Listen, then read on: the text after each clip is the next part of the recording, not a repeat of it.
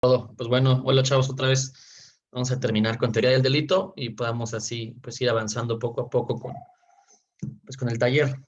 Ahora, no sé si puedan ver la presentación. Sí, se ve. Ok, bueno, entonces, si vamos a retomar desde que vimos la semana pasada, que fueron pues como tal, estábamos analizando los elementos subjetivos de la conducta típica. En este caso, pues íbamos en culpa y ya pudimos ver la diferencia entre culpa con representación y culpa sin representación. Ahora, necesitamos definir qué es la imprudencia, ¿ok? Y la graduación de la pena, así como medios alternativos de solución. ¿Ok? ¿Y por qué va de la mano todo esto, no? Bueno, en primer término debemos definir nosotros a la imprudencia como aquella falta, ¿ok? Del deber de cuidado. Es decir, se actúa de manera negligente, haciendo caso omiso a los deberes de cuidado en todas y cada una de nuestras conductas. ¿Ok? Todo desplante, acción u omisión. Entonces, ¿qué debemos entender entonces por imprudencia? Es ese actuar negligente y sin poner atención al deber de cuidado. Ahora, ¿por qué resulta importante esto? Si bien es cierto, podemos ver nosotros que pues, las causas, bueno, los elementos subjetivos como tal de la conducta típica, pues los genéricos son los dos, ¿no? Que son la culpa y el dolo. ¿Para qué nos sirve a nosotros poder saber la diferencia entre ambas? Bueno, pues porque también debemos entender que en la culpa la pena resulta atenuada en los tipos penales, ¿ok? Es decir, si una persona va a ser condenada por un tipo a título de culpa, debemos también entender que no va a tener la misma sanción o punibilidad que un delito a título de dolo. ¿Ok? ¿Por qué? Porque obviamente no existe como tal la voluntad de querer el resultado y de ejecutar la acción, es decir, voluntariamente, queriendo el resultado y la conducta típica. Ahora, debemos entender también que no todos los delitos aceptan la comisión por culpa, es decir, la comisión imprudente. Solo hay algunos. Ejemplo, homicidio, lesiones, daños, como algunos genéricos, ¿no? Pero existe un término latino que se llama numerus clausus. Esto quiere decir que es el listado de tipos penales que sí admiten el título de culpa. Es decir, solo los que están allí enumerados pueden ser sancionados como imprudenciales, los demás no. ¿Ok? Necesitamos saber que esta lista de delitos pues reafirma o más bien confirma el principio de legalidad y certeza jurídica, porque pues así nosotros no vamos a tener discusiones que puedan generar inseguridad sobre la comisión de los delitos. ¿Ok? Ejemplo, no es sostenible y para nada procedente legalmente hablando que nosotros podamos catalogar el robo o la violación como ejemplos con el título de culpa, ¿ok? Porque son tipos penales específicos que requieren dolo y el desplante y movimiento de las personas, ¿ok? Entonces no podemos concebir que ese tipo de delitos o ciertos delitos en especial admitan la culpa. Ahora, necesitamos advertir que hay dos posibilidades sobre la violación del deber de cuidado. La primera es la que se refiere a los deberes previstos en la ley para cualquier persona, ¿ok? Y otros son los deberes especiales por circunstancias personales o laborales.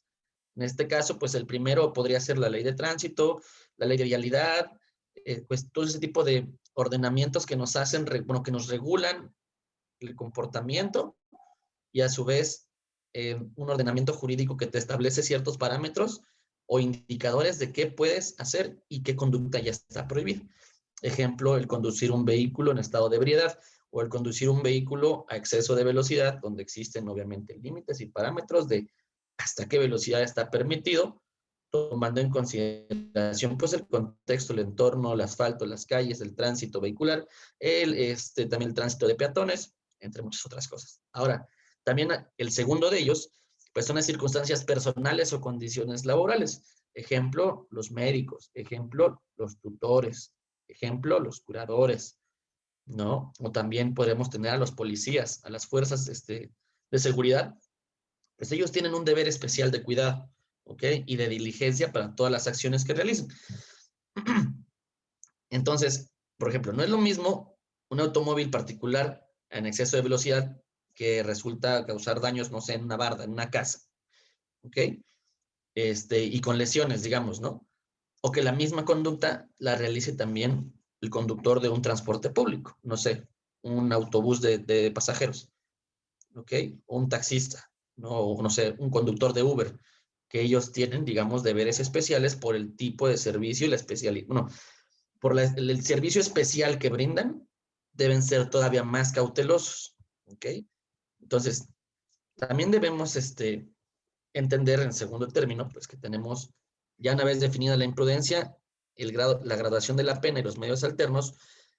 ¿Para qué nos sirve esto? Pues nos sirve a nosotros cuando se está investigando un delito a título de culpa, ¿ok? La conducta típica solo puede alcanzar, por ejemplo, en el Código Penal Federal, hasta una cuarta parte de la prevista la conducta dolosa, ¿ok? Es el artículo 60 del Código Penal Federal, homólogo en el Código Penal de Tamaulipas, así como los demás códigos penales, ¿ok? También debemos entender que por la misma naturaleza de la ausencia de la voluntad como tal para acometer la conducta típica, esto permite que los delitos que son investigados a título de culpa puedan ser solucionados a través de un medio alternativo. En este caso, no sé si sepan, digamos, algunos de ustedes, dos ejemplos, digamos, del que contempla el Código Nacional como medios alternativos. ¿Alguien me puede decir o uno? De los MASC, Sí. sí, pues sería, por ejemplo, pues se puede ir por mediación, por conciliación, junta restaurativa. Ok. Entonces, pero ¿cómo se llama la figura o el instrumento o documento que se hace cuando acudes a uno de esos medios alternos? Pues sería, pues es un acuerdo, ¿no? Que Se se llama acuerdo puede llevar reparatorio. a categoría. Ajá, Es un un acuerdo reparatorio. Exactamente. A diferencia que también existe, por ejemplo, la suspensión condicional, pero en este caso, pues son figuras que requieren proceder, bueno, que establecen requisitos de procedencia distintos y para casos en particular. Por ejemplo, me parece que para la suspensión condicional del proceso no puede exceder el delito investigado de 5 años de pena. ¿Ok? Y, por ejemplo, también para acceder también a estos medios alternos de solución, el principio de taxatividad es bastante claro. Por ejemplo, existen códigos penales donde hay tipos penales que dicen exactamente, este delito no admite acuerdo reparatorio, no se considera apto para una suspensión condicional. Es decir, son tajantes los ordenamientos sustantivos penales para decir qué sí procede y qué no procede. ¿Sale? Entonces, sí es algo que debemos tener bastante en cuenta. ¿Ok? Y también, obviamente, tomando en cuenta, uno que podemos acudir para la resolución de este conflicto a un medio alternativo, y dos, que en el supuesto de que no se escoja, la pena va a ser menor por tratarse, otra vez, ¿no? De un delito cometido como a título culposo. ¿Ok? Ahora, la siguiente diapositiva. Y ahora que ya estudiamos los elementos positivos, vamos a estudiar ahora bueno, el elemento positivo que es la conducta típica, vamos a estudiar ahora el contrario, ¿ok? ¿Cuáles son las causas las causas de atipicidad? En este caso, el principio rector es, si la conducta no es típica, entonces la conducta es lícita, ¿ok? ¿Qué quiere decir esto? Que si no encuadra como tal en el tipo penal la conducta desplegada, no podemos considerar que existe una conducta típica y en su caso ilícita y sancionable, punible por el derecho penal. Ahora, ¿cuáles son, por ejemplo, algunas causas de tipicidad? Más bien las causas de tipicidad. ¿Ok? Exclusión del elemento objetivo, que puede ser la falta de acción, ya sea por fuerza física irresistible, vis mayor o vis absoluta, ya lo iremos desglosando. Movimientos reflejos, la hipnosis, que hasta ahora ha sido una causa bastante cuestionable, el sonambulismo, la epilepsia, por ejemplo, ¿ok? La falta de nexo causal y de resultado, exclusión de elemento normativo, exclusión de elemento subjetivo, que en este caso puede ser falta de elementos subjetivos específicos, ausencia del animus, cuando se hace un delito a título de dolo, ausencia de elementos subjetivos genéricos, es decir, un error de tipo, o el caso fortuito, ¿vale? Entonces vamos a ir analizándolos uno por uno para que podamos nosotros ir comprendiendo los elementos positivos y los elementos negativos de los tipos penales, ¿ok? ¿Dónde nacen las causas de atipicidad? Pues obviamente en los códigos penales, que son las excluyentes del delito tan famosas, ¿no? Por ejemplo, el delito se excluye cuando, el artículo 15 del Código Penal de la Federación, el hecho se realiza sin intervención de la voluntad de la gente, se demuestra la inexistencia de algunos elementos que integran la descripción típica del delito de que se trate, ahí está la atipicidad. Ahora, fracción octava, se realiza la acción o la omisión bajo un error invencible sobre alguno de los elementos esenciales que integran el tipo penal, o si los errores a que se refieren los incisos anteriores son vencibles, estará lo dispuesto por el artículo 66. O en su caso también, el resultado típico se produce por caso fortuito. Ok. Vamos a estudiar. Primero, falta de acción. La conducta puede quedar excluida porque simplemente no existió o porque es anulada por ser involuntaria. Hipótesis 1. ¿Ok? Cuando el sujeto activo no fue quien causó el daño, ¿ok? O el resultado más bien, sino un tercero. Esta afirmación es válida para las conductas de acción, pero no en los delitos de omisión, porque el nexo causal va a ser sustituido por el nexo de imputación normativa, que ya hicimos alusión, ¿va? Ahora, ejemplo, falta de nexo causal o falta de acción. Ok. Imaginemos, otra vez, Rodolfo, te voy a seguir matando en esta sesión. Rodolfo está enfrente de mí, yo estoy aquí al lado de él, o enfrente, como quiera, y una bala entra por su cráneo y lo mata. La única persona que estaba cerca era yo. Entonces, a mí me pretenden vincular a proceso y obviamente hacerme pagar por la muerte de Rodolfo, ¿no? ¿Hubo una conducta desplegada de mi parte? No. ¿Yo tenía un arma? No. ¿Yo disparé un arma? No. Entonces, es una falta de acción, ¿ok? Y eso, por lo tanto, al no haber acción, no hay nexo causal, no hay resultado. Ojo, resultado de mi parte, porque sí hubo una acción y un resultado, pero no provocado por mí. ¿Hasta aquí vamos bien? Ok. Ahora, debemos entender la diferencia de la fuerza física irresistible como vis absoluta, ¿ok? Y vis mayor.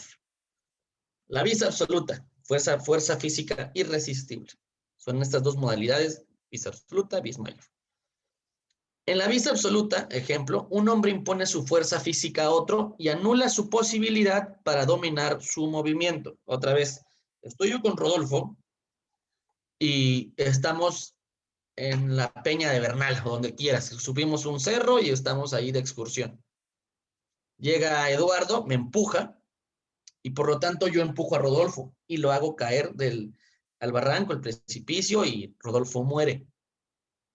Ese empujón que me dio Eduardo anula toda posibilidad de reacción mía, porque voy movido por la fuerza física que Eduardo me impuso a mí. Por lo tanto, choco con Rodolfo, lo hago caer y muere. ¿Existe como tal una ausencia de acción? Sí. ¿Por qué? Porque yo no desplegué el movimiento corpóreo con el que causo el resultado, sino fue algo totalmente ajeno. ¿Ok? Otro ejemplo. Hay, digamos, el ejemplo más claro, la Ciudad de México. ¿Ok? Todos están esperando para subir al vagón del metro y pues ya saben que ahí son bien educados para subirse y están todos forcejeando y empujándose. Y en una de esas, en un forcejeo de empujón de querer subir, empuja toda la multitud de la gente a Pedro López y lo tira a las vías del tren y muere arrollado por, por el vagón del metro. No existe como tal un nexo causal o algo que hile el desplegamiento de la conducta con que Pedro López haya caído y haya muerto. ¿Por qué? Porque en este forcejeo, en estos empujones, obviamente uno está siendo movido como si fuera un bólido, así nada más estás pues moviéndote de un lado a otro dependiendo de cómo vayan los empujones. Y si tú provocas que Pedro López haya caído, no significa que exista una voluntad o el despliegue de tu conducta de manera voluntaria. Vis absoluta, es decir, fuerza física externa a ti, provocó que Pedro cayera a las vías y falleciera. ¿Ok? Ahora, ¿qué necesitamos también entender? ¿Cuál es la vis mayor? Vis mayor, a diferencia de la vis absoluta, es cuando el movimiento del hombre está determinado por una fuerza física irresistible, en ambos es igual, pero en la vis mayor es causado por la naturaleza. Ejemplo, un terremoto, un ciclón, una avalancha. Digamos, si Archibaldo o no sé, quien le quieran llamar, otra vez, Rodolfo, va cargando no sé, un espejo muy caro, ¿no? O algún objeto bastante frágil, carísimo. Y de repente empieza a temblar y Rodolfo cae junto con el objeto valiosísimo y lo rompe. No sé, vamos, una vasija de la época medieval que pertenecía a no sé qué imperio, punto. Se te cae y lo rompes porque tembló. ¿Acaso vemos nosotros aquí una, un despliegue voluntario de la conducta de Rodolfo? Pues no, digamos, el piso se estaba moviendo por el santo temblor que había. Entonces, no existe como tal una conducta voluntaria desplegada por parte de Rodolfo. Algo que sí sucedió, por ejemplo, en una carretera, vamos a poner que yo voy manejando, ¿ok? Y había bastante neblina y mucha lluvia. De pronto se desgaja una parte del cerro y pues yo, con tal de esquivarlo, voy y me impacto en el costado derecho de otro automóvil, causando pues obviamente daños, ¿no? Pero era algo totalmente irresistible e involuntario porque de no haber yo hecho esa maniobra con el vehículo, yo hubiera probablemente perdido la vida derivado del desgaje, ¿no? Del cerro. Entonces, tampoco existe como tal un despliegue voluntario de mi conducta porque lo que yo hice fue reaccionar ante un fenómeno de la naturaleza que no controlaba y que no era previsible. ¿Ok? Ahora, movimientos reflejos, que también vamos a abordarlos. Digamos, supuestamente, digamos, entendiendo reflejos, más bien, son procesos en que el impulso externo actúa por vía subcortical, es decir, pasando directamente del centro sensorio a un centro motor. Por ejemplo, cuando vamos al doctor y nos pega con su martillito en la rodilla, inmediatamente nuestra pierna se levanta, ¿no? O sea, es algo que no lo controlamos, pero sí es causado por algo externo. ¿Ok? Pero debemos entender que es sin la intervención de la conciencia. ¿Ok? Digamos, por ejemplo, en Alemania entra una mosca por la ventana del conductor de un vehículo incrustándose en su ojo y el sujeto realiza un movimiento brusco de defensa con la mano derecha, pero igual al mismo tiempo, con la mano izquierda gira el volante, pasa al carril contrario, choca con otro coche, provoca daños, lesiones y la muerte de una persona. Yo no veo allí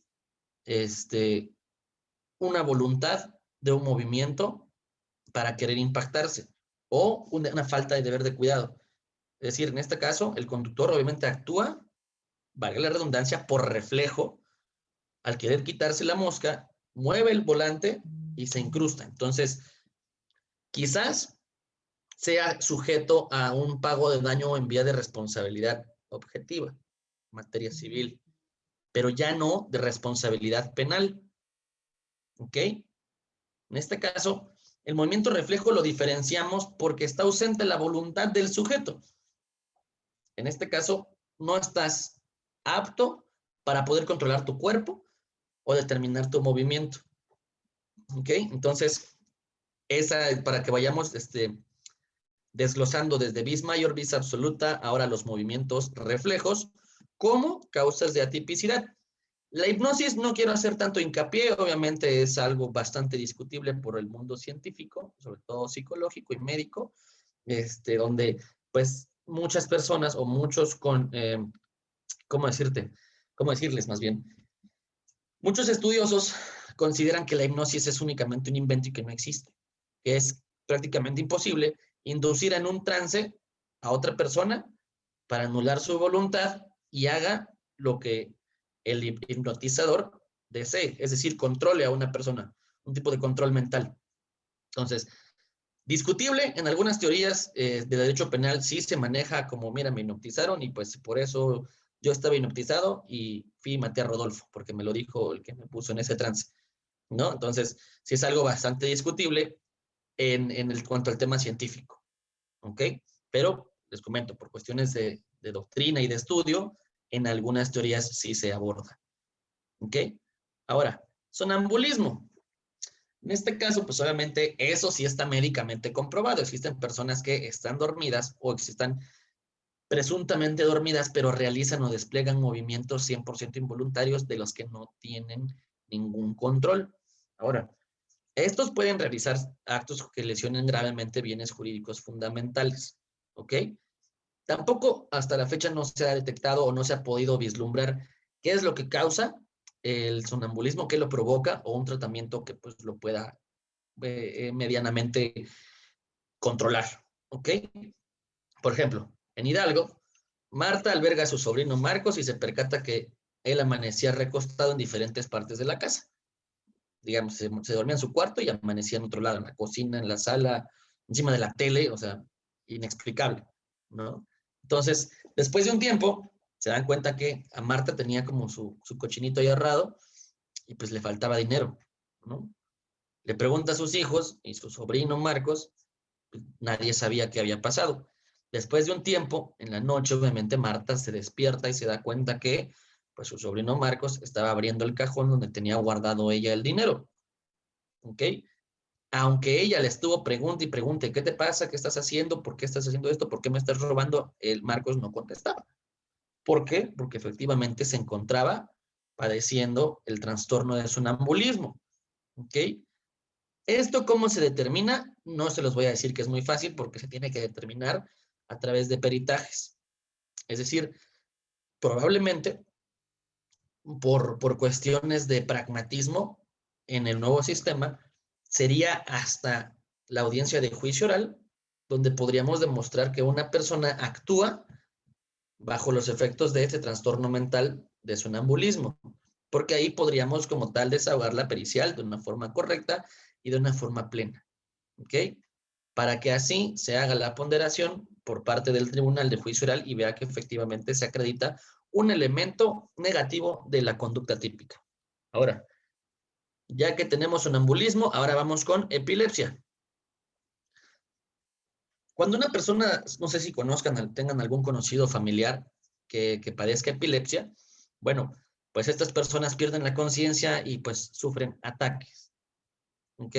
Por ejemplo, cuando un epiléptico toma medicamentos, solamente para controlar su enfermedad, obviamente prescritos por un médico, etcétera, etcétera, eh, una persona se encuentra en la sala de un museo en la Ciudad de México, pues estaba iluminada, etcétera, etcétera, y probablemente sabemos que las luces son detonantes para los ataques epilépticos, sobre todo cuando son palpitantes.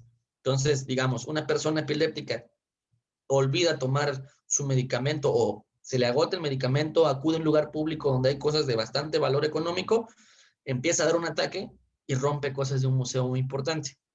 ¿Ok? ¿Existe una ausencia de conducta? Sí, 100%. ¿Por qué? Porque esos movimientos o esos ataques no pueden ser controlados ya que la persona pierde toda voluntad al momento de sufrirlos. Ojo, porque aquí se padecen, no se inducen. ¿Ok? Ahora, imaginemos entonces a un conductor de un autobús de pasajeros, empieza a tener un ataque y provoca un choque donde mueren que 10, 15 personas. Evidentemente, esta persona no es una falta o un deber de cuidado omitido, sino fue lo que detonó que perdiera toda voluntad y control de sí mismo, fue el ataque epiléptico. ¿Ok? Esto, esto está como eh, eh, las exclusiones de los elementos objetivos, en este caso. ¿Ok? Ahora, sigamos también con la falta de nexo causal y resultado. A veces nosotros, bueno, nuestros sentidos nos pueden engañar, ¿ok? No son ciencia cierta, son orientativos en muchas ocasiones, pero hay veces en que efectivamente nos pueden engañar, ¿ok? Esto pues sucede sobre todo con delitos de alto impacto y hay muy pocas, es muy poco probable poder encontrar la objetividad que se requiere en el proceso penal, ¿ok? Entonces, existen doctrinarios que dicen que efectivamente con un solo testigo no se puede conseguir una sentencia condenatoria y por lo mismo, porque sus sentidos pueden fallar o porque ante la emoción de un delito o ver que se está cometiendo un delito, sobre todo de alto impacto, se pierda totalmente la objetividad. ¿Cuántas veces no hemos escuchado, por ejemplo, que la señora de la tiendita Petra López ve como hay un asalto y pues es con un arma blanca, pero pues ya saben que siempre la gente le mete de su cosecha cuando cuenta las cosas y dijo que pues eran como 3 armas blancas, un cañón, un tanque y cuánta cosa, ¿no? Pues obviamente se pierde la objetividad por lo mismo de la emoción fuerte que está atravesando la persona al ser probablemente víctima o testigo. ¿Ok? Y eso ya es materia de análisis en el momento de que se contrainterrogue a una víctima o de que se interrogue. Podemos ver si su juicio pudo haber sido nublado por atravesar esa emoción durante el momento de la comisión del hecho probablemente delictivo o si efectivamente fue, si efectivamente fue objetiva al momento de narrar lo presenciado.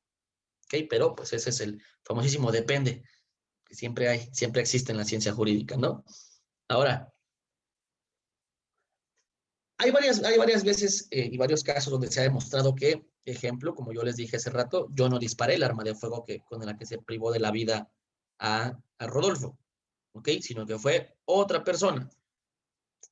Segundo supuesto, se hace una prueba de ADN de residuos de tipo seminal dentro de la cavidad vaginal de una mujer o anal u oral de una mujer o de un menor o de la persona que haya sido impetrada en su esfera psicosexual derivado del delito de violación.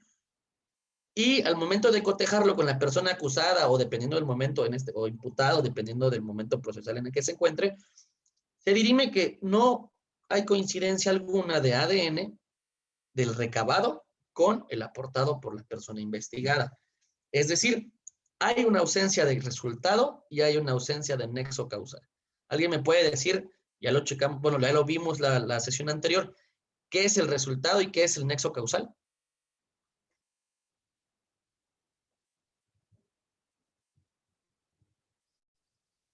¿Nadie?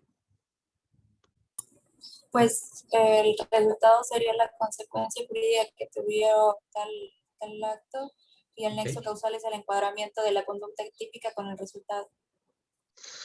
Exactamente, digamos, vendría siendo lo que conecta la conducta con el resultado, es decir, ese hilo que une una con otra para que se pueda provocar. ¿Ok? Entonces, si no hay un nexo causal y no hay resultado, es una causa de atipicidad. ¿Ok? El ejemplo, como les acabo de comentar, el ADN no coincide porque pues no se trata de la misma persona. De ahí que podemos nosotros decir que no hay una conducta desplegada por la persona y por lo tanto sí hay un resultado, pero no causado por esta persona. Lo mismo que en el disparo de arma de fuego. ¿Ok? Ahora, vamos con las exclusiones del elemento normativo. ¿Ok? ¿Alguien me puede decir qué es un elemento normativo?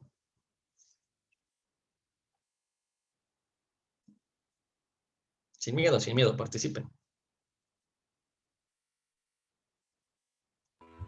Es lo que menciona la ley, ¿no? En este caso, por ejemplo, un código.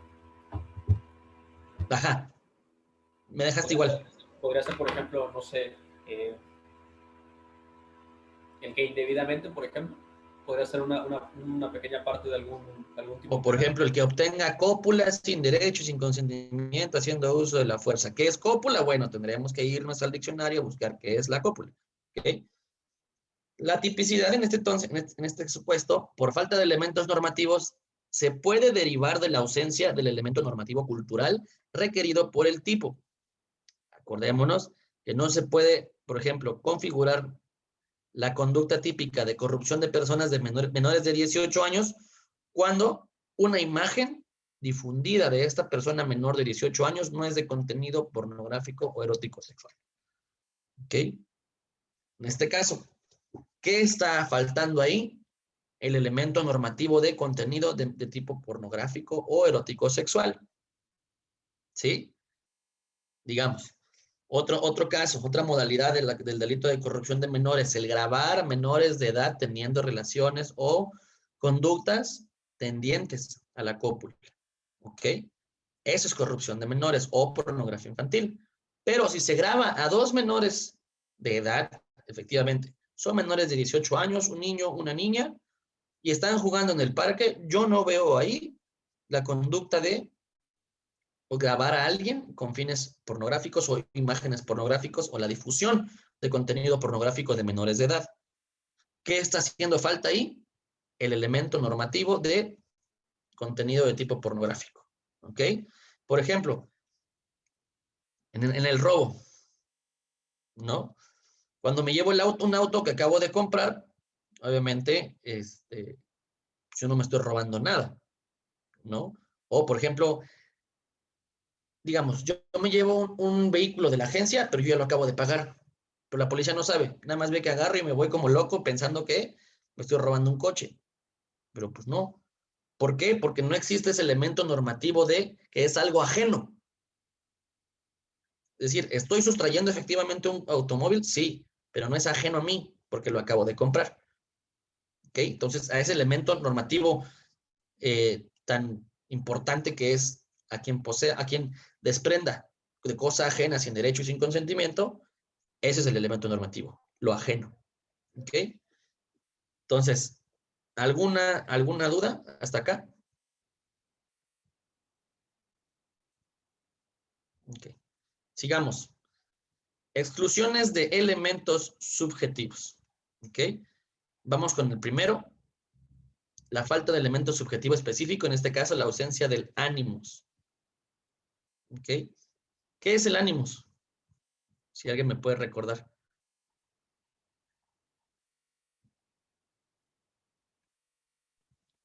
La intención. Exactamente.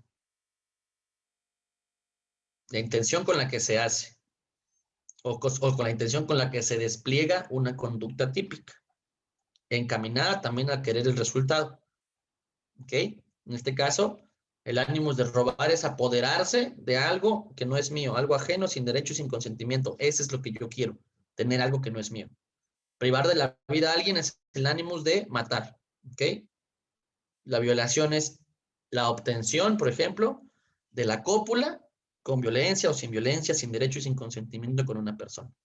¿Ok? Ese es el ánimos. Si no existe el ánimos como tal, estaríamos también ante la ausencia de un elemento subjetivo del tipo penal. Ahora, una ausencia de elemento subjetivo genérico, en este caso, es el error de tipo. ¿Alguien tiene una idea de qué es el error de tipo?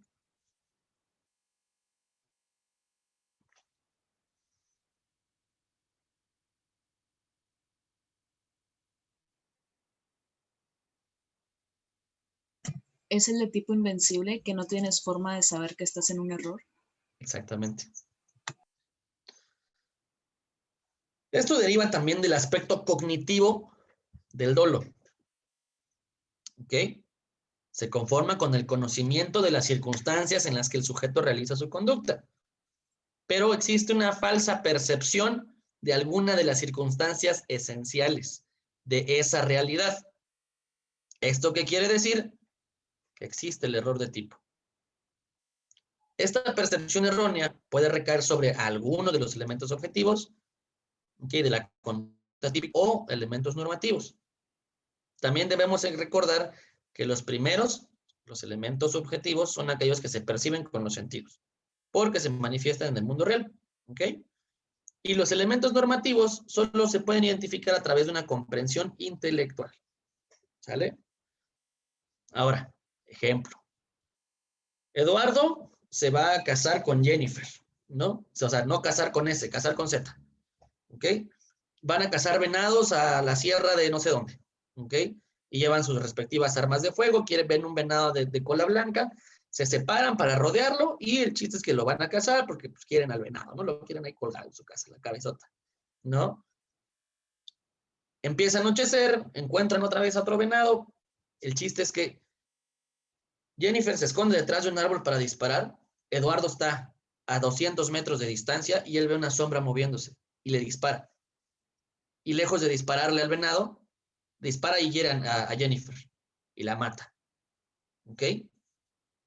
Efectivamente quería disparar su arma de fuego, pero no iba encaminado a dispararle a Jennifer. ¿Sí? Sino quería darle al venado, pero porque no pudo percibir efectivamente si se trataba de un venado o de una persona o de un jabalí o demás, él disparó, pero no quería matar a Jennifer. ¿Ok? Ese es un error de tipo invencible. ¿Ok? Porque el ser humano tuvo una falsa percepción de un elemento objetivo al momento de realizar su conducta. Por esto, el error sobre los elementos objetivos más rápidamente se puede denominar error facti, de hecho. ¿Ok? Porque el sujeto se equivoca sobre los hechos que sus sentidos perciben. Es justamente lo que les acaba de comentar. Los sentidos a veces nos mienten. ¿Ok? Y no podemos percibir la realidad de manera puntual y clara. ¿Ok? Sin embargo, también existen estos errores que recaen sobre los elementos normativos. ¿Ok? Estos requieren una valoración cultural o jurídica que es imperceptible por los sentidos. ¿Sale? Licenciado, Vale. ¿se podría explicar lo que es el animus rigendi? Sí, dame un segundo. Ahorita lo retomamos, nada más déjame que no vaya a perder aquí la idea y ya. ¿Vale? Ahorita me recuerdas en unos minutos. Terminamos con esto con caso fortuito y ya abordamos lo del animus rigendi, me dijiste, ¿no? Sí, ese mero. Ok, bueno. Debemos entender que existen dos tipos de errores, errores vencibles y errores invencibles. Ojo, estamos hablando de errores de tipo, ¿ok? ¿Alguien me puede decir la diferencia entre un error invencible y un error vencible?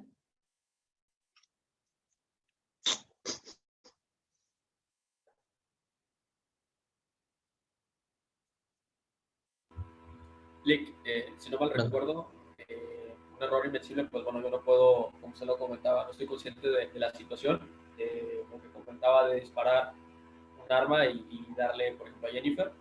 Ok, Invencible, pues que sí tengo la posibilidad de darme cuenta de que estoy en un error. ok. Bueno, el error de tipo invencible es cuando el ser humano o la persona, el sujeto activo de la conducta típica y delictiva, no puede salir de su error aunque hubiera puesto mayor diligencia o atención al momento de actuar.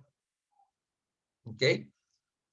Este tipo de errores, además de eliminar el dolo, elimina también la culpa. Por lo tanto, un elemento subjetivo de la conducta típica. Luego, entonces, se excluye el delito por atipicidad. ¿Ok? ¿Qué quiere decir esto? Otra vez, si nosotros no percibimos bien la realidad y aún así desplegamos la conducta y a pesar de que hubiéramos puesto mayor atención o cuidado, aún así no salimos del error de tipo invencible, se excluye el dolo, se excluye la culpa y como estos forman parte de elementos subjetivos, en este caso positivos, de la conducta típica, se actualiza una causa de atipicidad, por lo tanto, se excluye el delito. ¿Sale? ¿Hasta aquí alguna pregunta? Dime, Sí, yo tengo duda. dime. En cuanto al caso que ponía bueno, cuando hablaba de la epilepsia, Ok. pero si esta persona pues ya sabe que tiene esta condición y pues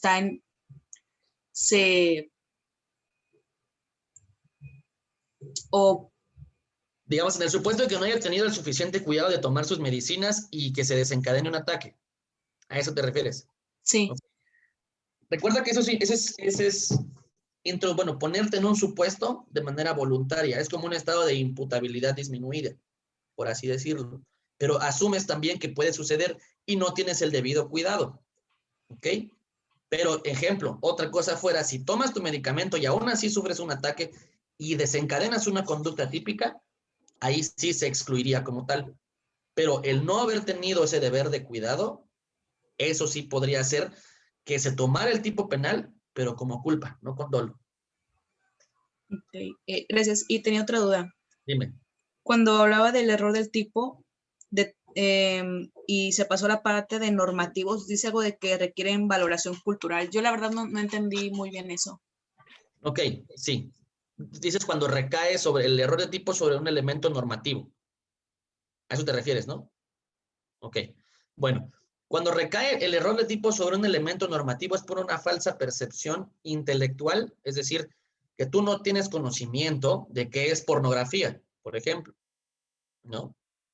O tú no tienes conocimiento qué significa la palabra ajeno. Esto puede hacerse, digamos, con personas que no son letradas, ¿ok? Personas que no pueden comprender por su entorno y su contexto a qué hace referencia una palabra, o que no entienden la diferencia entre algo erótico, algo pornográfico, ¿ok? Por ejemplo, ¿dónde puede recaer, en este caso, que ahorita está pues, bastante de moda, estos nuevos fotógrafos eróticos, ¿ok? Que difunden efectivamente contenido de tipo de erotismo, pero no pornográfico, ¿ok? Y ahí recae el error en el elemento normativo. ¿Hasta qué punto es algo pornográfico o hasta qué punto es algo erótico? ¿Ok? Pornográfico ya podríamos entenderlo por la cópula, la muestra genital y demás conductas lascivas tendientes a la cópula o al coito. ¿Ok? En este caso, digamos, un fotógrafo publica las fotos de una persona desnuda o semidesnuda en su página de Facebook, de Instagram, de Twitter, como quiera, donde sea, una revista. Vamos. No podría ser una corrupción o digamos de un menor de edad, pero no podría ser, si no es tendiente de si no es pornográfico y es erótico, hay un error en el elemento normativo. ¿Sí me voy explicando? Nada más otra pequeña. Dime. Esto entraría como en los pueblitos donde se casan los señores con las niñas. Pues es que eso ya es otro tema, ya estaríamos entrando como en materia civil porque no estamos ante la presencia de una conducta delictiva. O sea, el matrimonio per se no es delictivo. ¿Ok? Es pues el contrato donde dos personas se unen y dependiendo de cada estado, de las modificaciones que ha habido ahorita entre progresistas y un poquito más conservadoras, si es un hombre o una mujer con la finalidad de darse ayuda mutua, de reproducirse, etcétera. O nada más dos personas que quieren cohabitar, brindándose apoyo mutuo, etcétera. ¿Ok? Pero yo no he visto que un matrimonio sea una conducta electiva. ¿Ok? Gracias. Ahora, antes de que se me vaya, ¿quién me había preguntado el de Animus Regendi? Aquí yo, licenciado. Ah, hola. Yasmani, ¿verdad? Sí, así es. El Animus Rigendi es una derivación del Animus de privar de la vida. Es decir, es el Animus de riña. ¿Ok? Y en este caso es aplicable a cuando existe un atenuante del homicidio. ¿Por qué?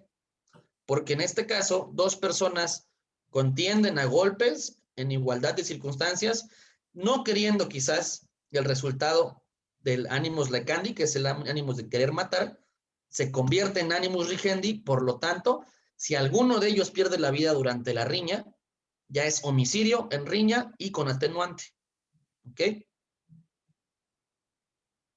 Cada conducta delictiva, sobre todo aquellas que son a título de dolo, tienen un animus. Obviamente, pues no me sé todos los términos latinos, pero todos tienen un animus. ¿Ok? En este caso, el homicidio cometido en riña, no se pretende obtener el resultado que es la privación de la vida, sino únicamente agarrarse a golpes, ¿no? Darse el tiro, como quien dice.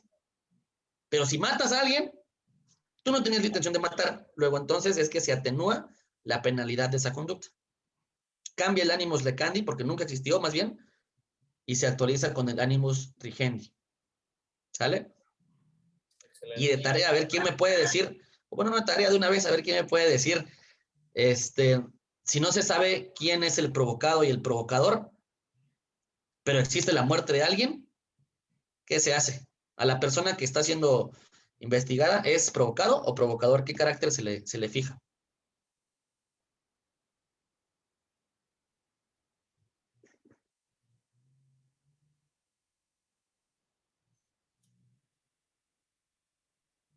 ¿No?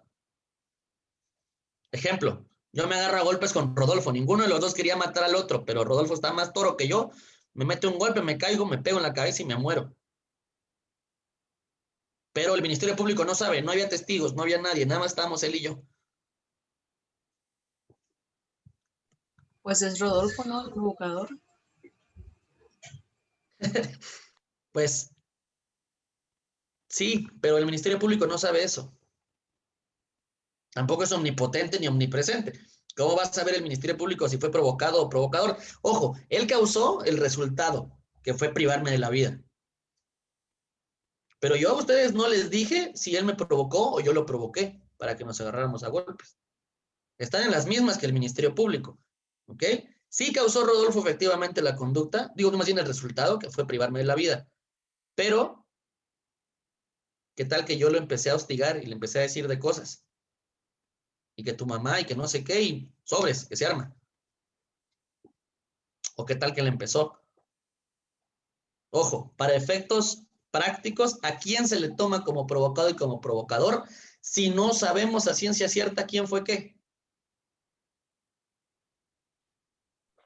Pues el que inició el conflicto. Claro, pero si el Ministerio Público no sabe quién fue, Pues la persona que quedó viva, porque pues... así, ¿y qué tal que la persona que quedó viva fue provocada por mí?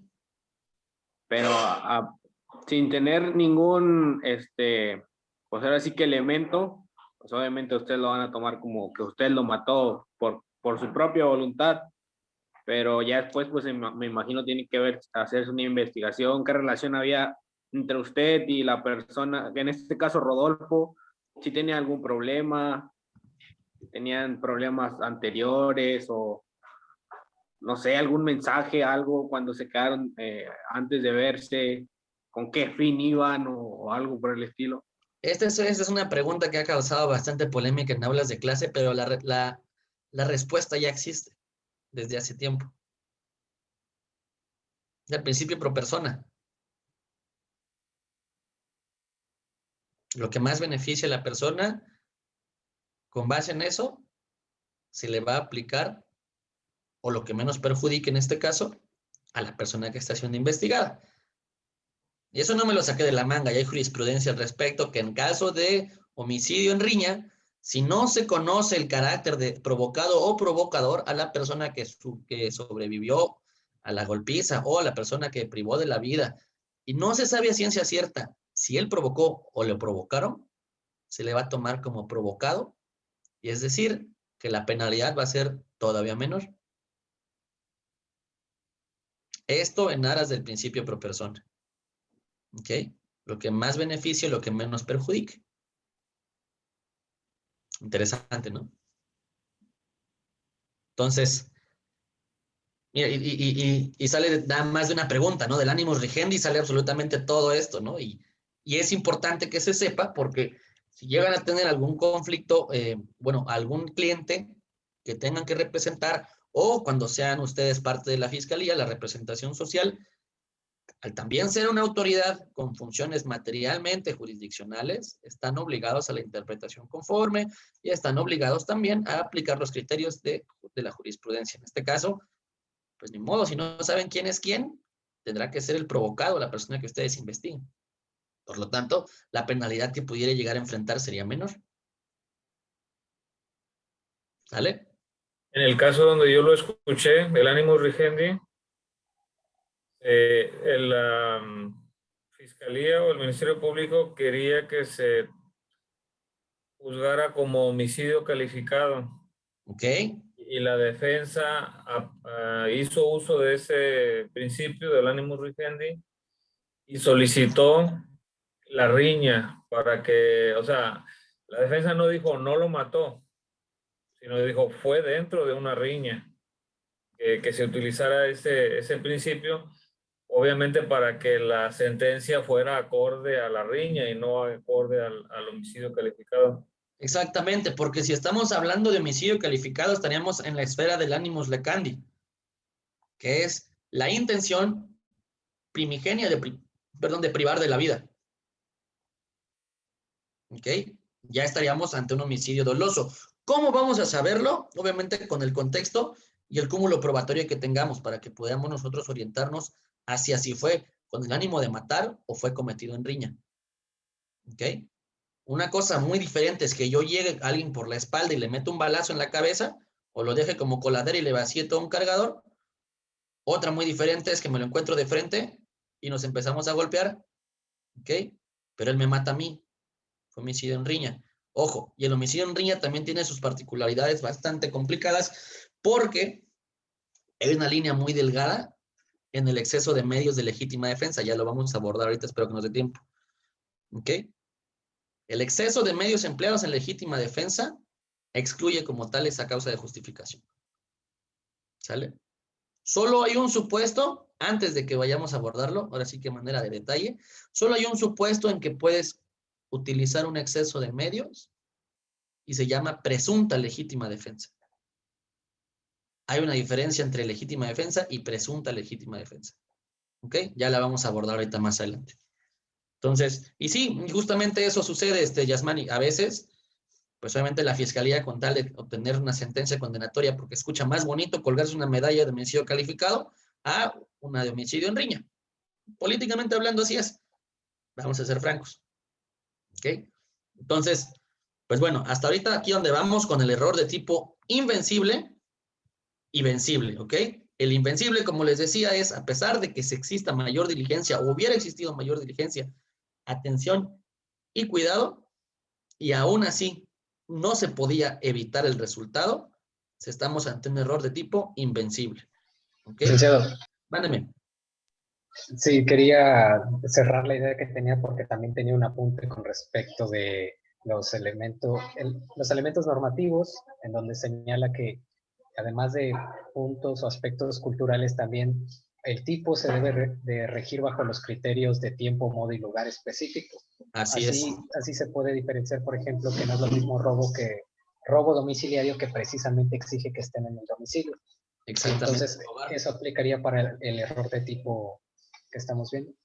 Sí, siempre y cuando, obviamente, si te quieren vincular a proceso por robo a casa, habitación o robo en domicilio, cuando que el robo fue deambulando por la calle, pues efectivamente es una cosa totalmente diferente, ¿no? O sea, no estarías en la hipótesis de robo en domicilio, pero sí en otro tipo de robo, ¿ok?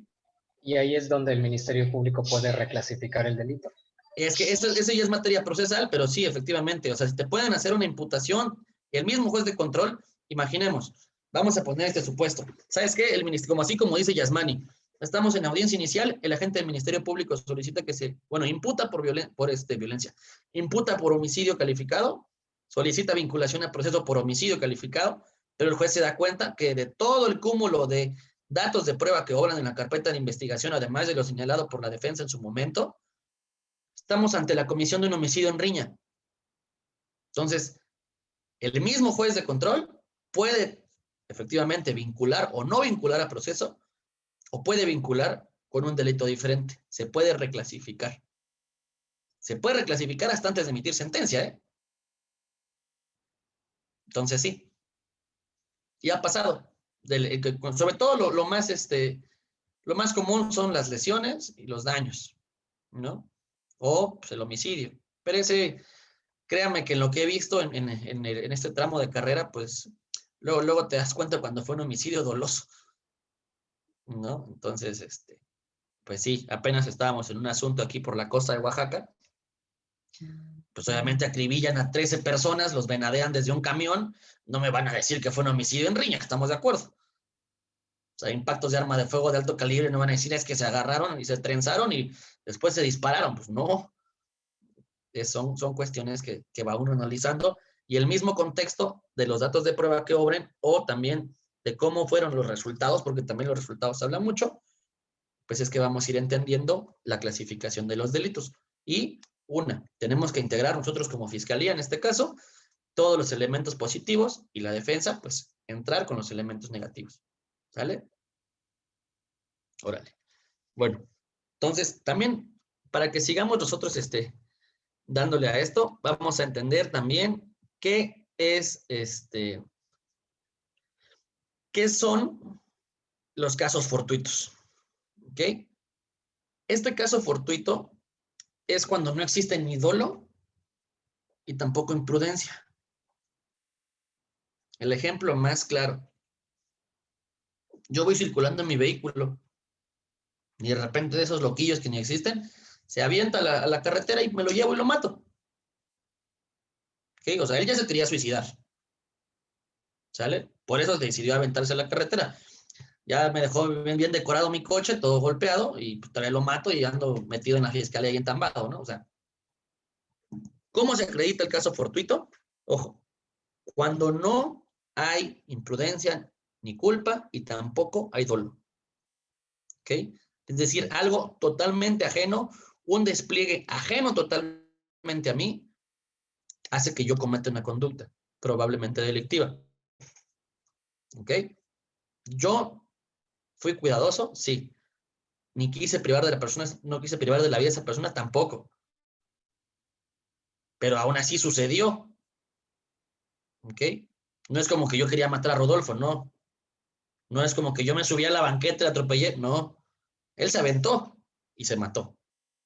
Obviamente, cuando analizan cuál fue la causa de la muerte, pues no sé, un traumatismo craneoencefálico, etcétera, etcétera. ¿Sale? Pero pues derivado de que él mismo se puso ahí y se aventó. Otro, va caminando, va transitando en autobús y un loco de un puente se bota y lo atropella y lo mata. Es lo mismo. O sea, no existe tampoco una imprudencia porque ¿quién va a pensar que van a llover personas de los puentes? Entonces, no hay ni imprudencia y tampoco hay dolo. ¿Ok? Esos son los casos fortuitos. Vamos a ver ahora qué es la antijuridicidad. Me parece que Leonardo tenía la mano levantada. Leonardo, no vi. ¿tienes una pregunta? No veo. Leonardo, dime, adelante. Buenas tardes, Lick. Le Hola. quería preguntar algo acerca de esto. Cuando, por ejemplo, tú en un semáforo en verde y se te atraviesa una persona y lo atropellas y la matas. ¿Qué sería ahí?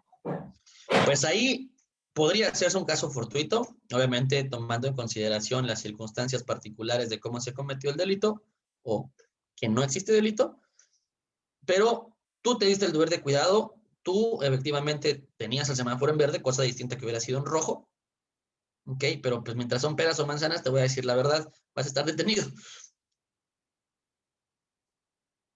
Pero eso obviamente ya sería cuestión de tu estrategia de defensa, lo manejas hasta pues, el juicio oral, ¿no? Como causa obviamente excluyente del delito. Ok, gracias. ¿Sí? Y en ese caso, ¿tomarían en cuenta si estaba en estado de ebriedad el conductor o el exceso de velocidad y todo eso, ¿no? Efectivamente, es casuístico. Hay que analizar el contexto y todo el entorno de la comisión del hecho probablemente delictivo, ¿no? En este caso, no es lo mismo que yo me pase un alto y va pasando pues, todo un cúmulo de gente y aparte voy hasta el dedo, ¿no? Y voy rapidísimo. Pues no. Otra cosa distinta es que, pues efectivamente, yo vaya circulando bien y no sé, el ejemplo más feo, pero pues común, el niñito se le zafa a su mamá de la mano y se va corriendo y cruza la calle y te lo llevas. Eso es un caso fortuito. ¿Ok? Entonces así. Pero pues les digo la verdad, o sea, van a estar detenidos un buen rato. Hasta en tanto se acredite que efectivamente estamos ante un caso fortuito, por lo tanto excluyente de una causa de tipicidad. ¿Sale? Ahora, continuamos con la antijuridicidad. ¿Qué es la antijuridicidad? Es el segundo paso de análisis sistemático para saber si existe o no una conducta típica que contravenga el ordenamiento jurídico. ¿Qué debemos entender también? Siempre que vayamos a analizar los elementos de un tipo penal o de un delito, siempre se hacen en orden sistemático. Primero va la conducta típica, la antijuridicidad y hasta el final, ¿qué va? La culpabilidad, ¿no? Exactamente, pero siempre, no puedes analizar culpabilidad primero, luego causa, conducta típica y hasta el final antijuridicidad, no. Es un estudio sistemático y vamos a ir viendo por qué. Porque si no tenemos conducta, no tenemos acción, no podemos tener los demás elementos. Si se excluye la tipicidad, los demás elementos no pueden subsistir. ¿Ok? En el aspecto formal, si la conducta está prohibida, es decir, es típica, y también contraviene a todo el sistema jurídico, estamos ante un injusto. ¿Ok? Ese es el aspecto formal. En cuanto al aspecto material, la conducta típica genera una lesión o pone en peligro un bien jurídico. ¿Ok? Una lesión y una puesta en peligro de un bien jurídico son diferentes, pero ambas son resultado de una conducta desplegada. ¿Ok? En este caso, por eso mismo les digo que es un estudio sistemático. Paso 1, la conducta está prohibida, es decir, está tipificada. Está contemplada en un ordenamiento penal. ¿Ok? Y la conducta también contraviene a este ordenamiento, a ese sistema jurídico.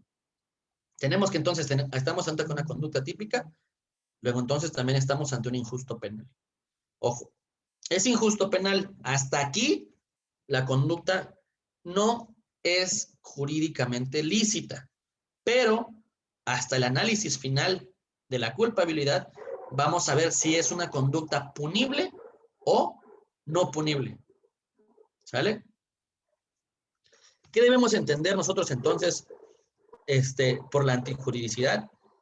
Pues básicamente que solo podemos, después de haber confirmado que la conducta es típica y por lo tanto prohibida, seguimos con el análisis para determinar si contraviene a todo el orden jurídico en general o por el contrario existe una causa que la justifique.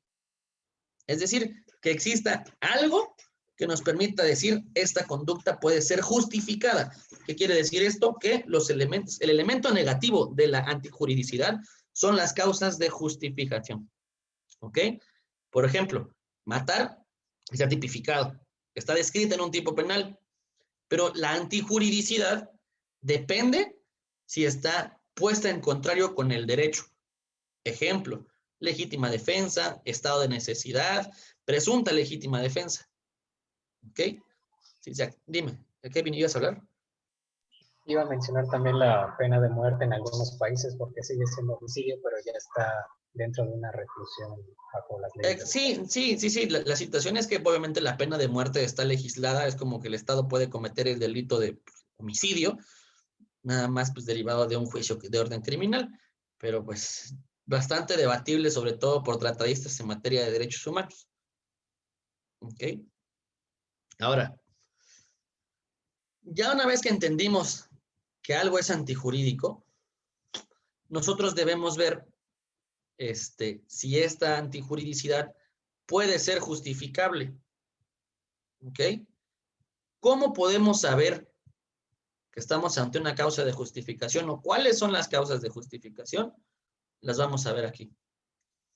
Es el consentimiento, la legítima defensa, la presunta legítima defensa, el estado de necesidad justificante, estado de necesidad disculpante, el cumplimiento de un deber o el ejercicio de un derecho.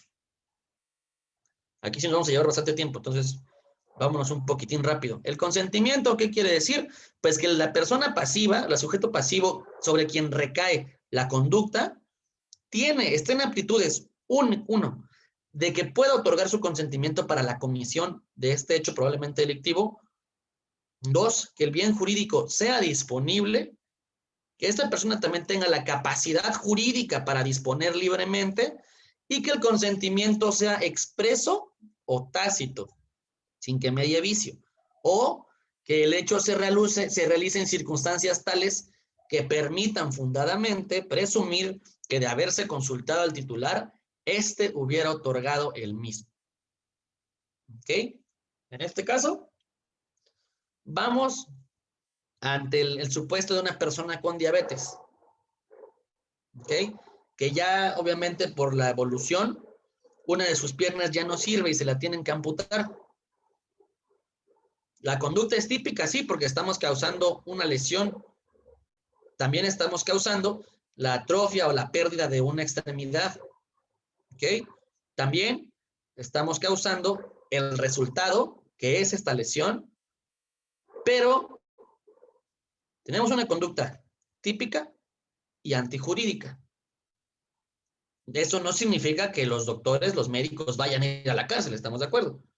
Por amputarle una extremidad a una persona con diabetes. ¿Por qué? Porque existe el consentimiento, podría ser. O una persona que si se le deja esta extremidad, puede causar mucho mayor daño a la persona, inclusive pudiendo llegar a perder la vida. ¿Ok? Llega una persona con un ataque de, pues por su diabetes, ¿no? Y se está muriendo, y dice, ¿sabes qué? Pues tenemos que amputarle la pierna porque si no se va a morir. Ahí entramos en que el hecho cuando se realice en circunstancias tales que permitan fundadamente presumir que de haberse consultado al titular, este hubiera otorgado el mismo. Es decir, otro ejemplo, una persona tiene un accidente automovilístico y su coche se está prendiendo en llamas. ¿Ok? Pero hay algo que su pierna o su pie o su brazo no permiten que lo puedan sacar y el carro va a explotar. Es más fácil amputarle la extremidad a esa persona para que pueda sobrevivir que efectivamente dejarlo ahí y que pierda la vida. ¿Ok? Esto estamos ante el consentimiento. ¿Tiene alguna pregunta? ¿La eutanasia también entra en esos casos? ¿No? Kevin, creo que te vi hablar. Creo que estaba silenciado tu micrófono, ¿o no? ¿Sí me escucha? Sí, ahora sí ya. Le preguntaba que si la eutanasia sí contaba, porque hay ocasiones en donde la persona está en estado vegetativo y responde un titular, pero pues... Sí, la situación es que la vida es un bien jurídico no disponible. Okay, o sea, aquí los mismos ordenamientos penales te dicen que los bienes sobre los cuales recaiga el consentimiento deben ser bienes disponibles, ejemplo, una extremidad, tu patrimonio, algo así. ¿Ok? Pero la vida no es un bien jurídico disponible. Es como el caso del suicidio asistido. Está penado. Digo, es una forma de ver la eutanasia un poco más cruda, pero está penado el suicidio asistido. Obviamente tiene sus atenuantes, pero este está penado porque no existe cómo reponer el bien jurídico de la vida. Por lo tanto, no es un bien jurídico disponible. Por eso es que está penado. Atenuado, claro, pero sí está regulado en los ordenamientos. ¿Sale? Sí, gracias.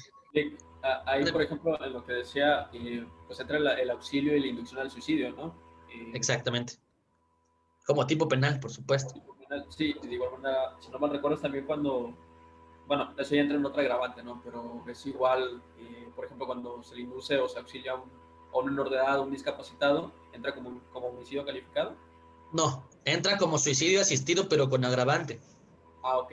O sea, Sí, sí, o sea, hay modalidades, vamos. El suicidio asistido a una persona mayor de edad no pasa nada. O sea, sí pasa, realmente, pero la pena es menor.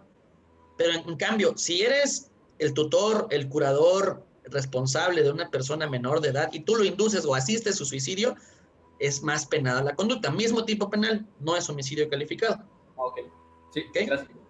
Mismo tipo penal, pero más grabada, más penada la conducta. ¿Ok? Entonces, ya entendimos que el consentimiento, en este caso, es una causa de antijuridicidad. Bueno, más bien un elemento negativo, entendiendo pues también que esto es una causa de justificación. ¿Ok? Ahora, legítima defensa. Aquí me voy a llevar un ratote, yo creo, pero sí va a estar bastante bueno que lo podamos entender bien. La legítima defensa nosotros la tenemos reconocida tanto en los códigos penales de cada entidad federativa como en el Código Penal Federal. ¿Ok? Ojo, la frase que contempla la legítima defensa es importantísima.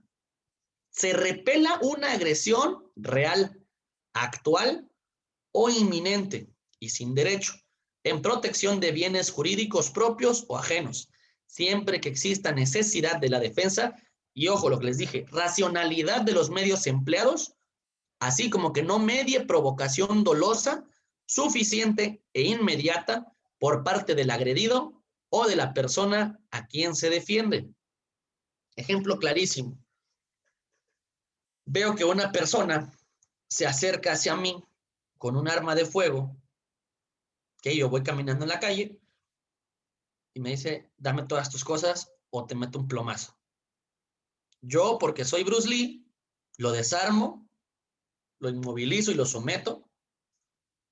Y esa es legítima defensa. Estoy dañando su bien jurídico, que es la integridad física. ¿Ok? Salvaguardando el mío, tanto mi patrimonio como, en este caso, como es robo agravado, pues también estaría salvaguardando mi integridad física o mi vida. ¿Ok? Esto que esta persona quiera decir, o sea, que esta persona llega hacia mí con un arma de fuego no quiere decir que yo la haga y le meto un balazo en la cabeza. ¿Ok? Ese ya sería un exceso en los medios empleados. Por lo tanto, no se podría tomar como legítima defensa. Ahora, ¿qué necesito que nosotros entendamos bien, cabalmente?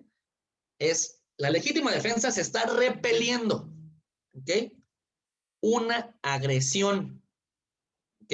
No es una puesta en peligro, no se está repeliendo una amenaza, se está repeliendo una agresión, ¿ok? Ahora, la acción tiene que ser real. ¿Qué quiere decir? Que no tiene que ser imaginaria. Pues igual y me asalta, vamos a darle en la mother. Pues no.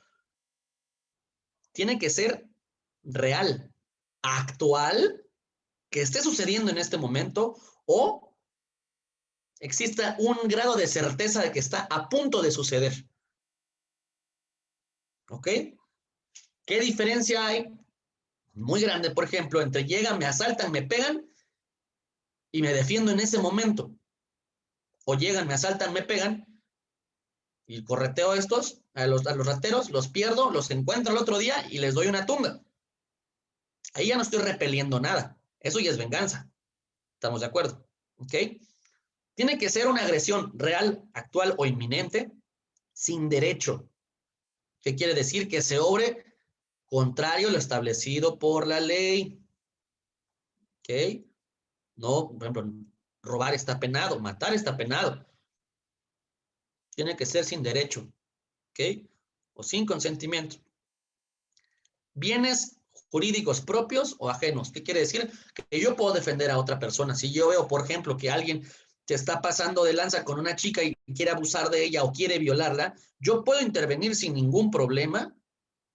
Ojo, tomando en consideración toda esta proporcionalidad o todos estos elementos suficientes para que podamos estar ante la legítima defensa. ¿Ok?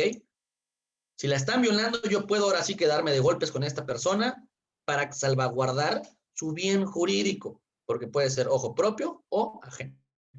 ¿Vale? Debe existir la necesidad de la defensa. Es decir, que yo necesite defenderme para que no sufra yo ese menoscabo en mi bien jurídico. O del tercero, una proporcionalidad. No es lo mismo que me asalten a mí con un arma blanca y yo voy a sacar un AK-47 para defenderme. ¿Ok? Igualdad de medios o que exista una proporcionalidad en los medios que yo voy a emplear para conseguir mi defensa y repeler esa acción, digo, esa agresión real, actual o inminente. ¿Sale? Por último, ausencia de provocación. El ejemplo perfecto, vamos. Yasmani y Rodolfo son amigos, ¿no? Pero Eduardo está en la calle y a Eduardo le cae mal Rodolfo. ¿Ok? Entonces, Rodolfo ni lo saluda y Eduardo le empieza a decir de cosas y se van a agarrar a golpes. ¿Ok?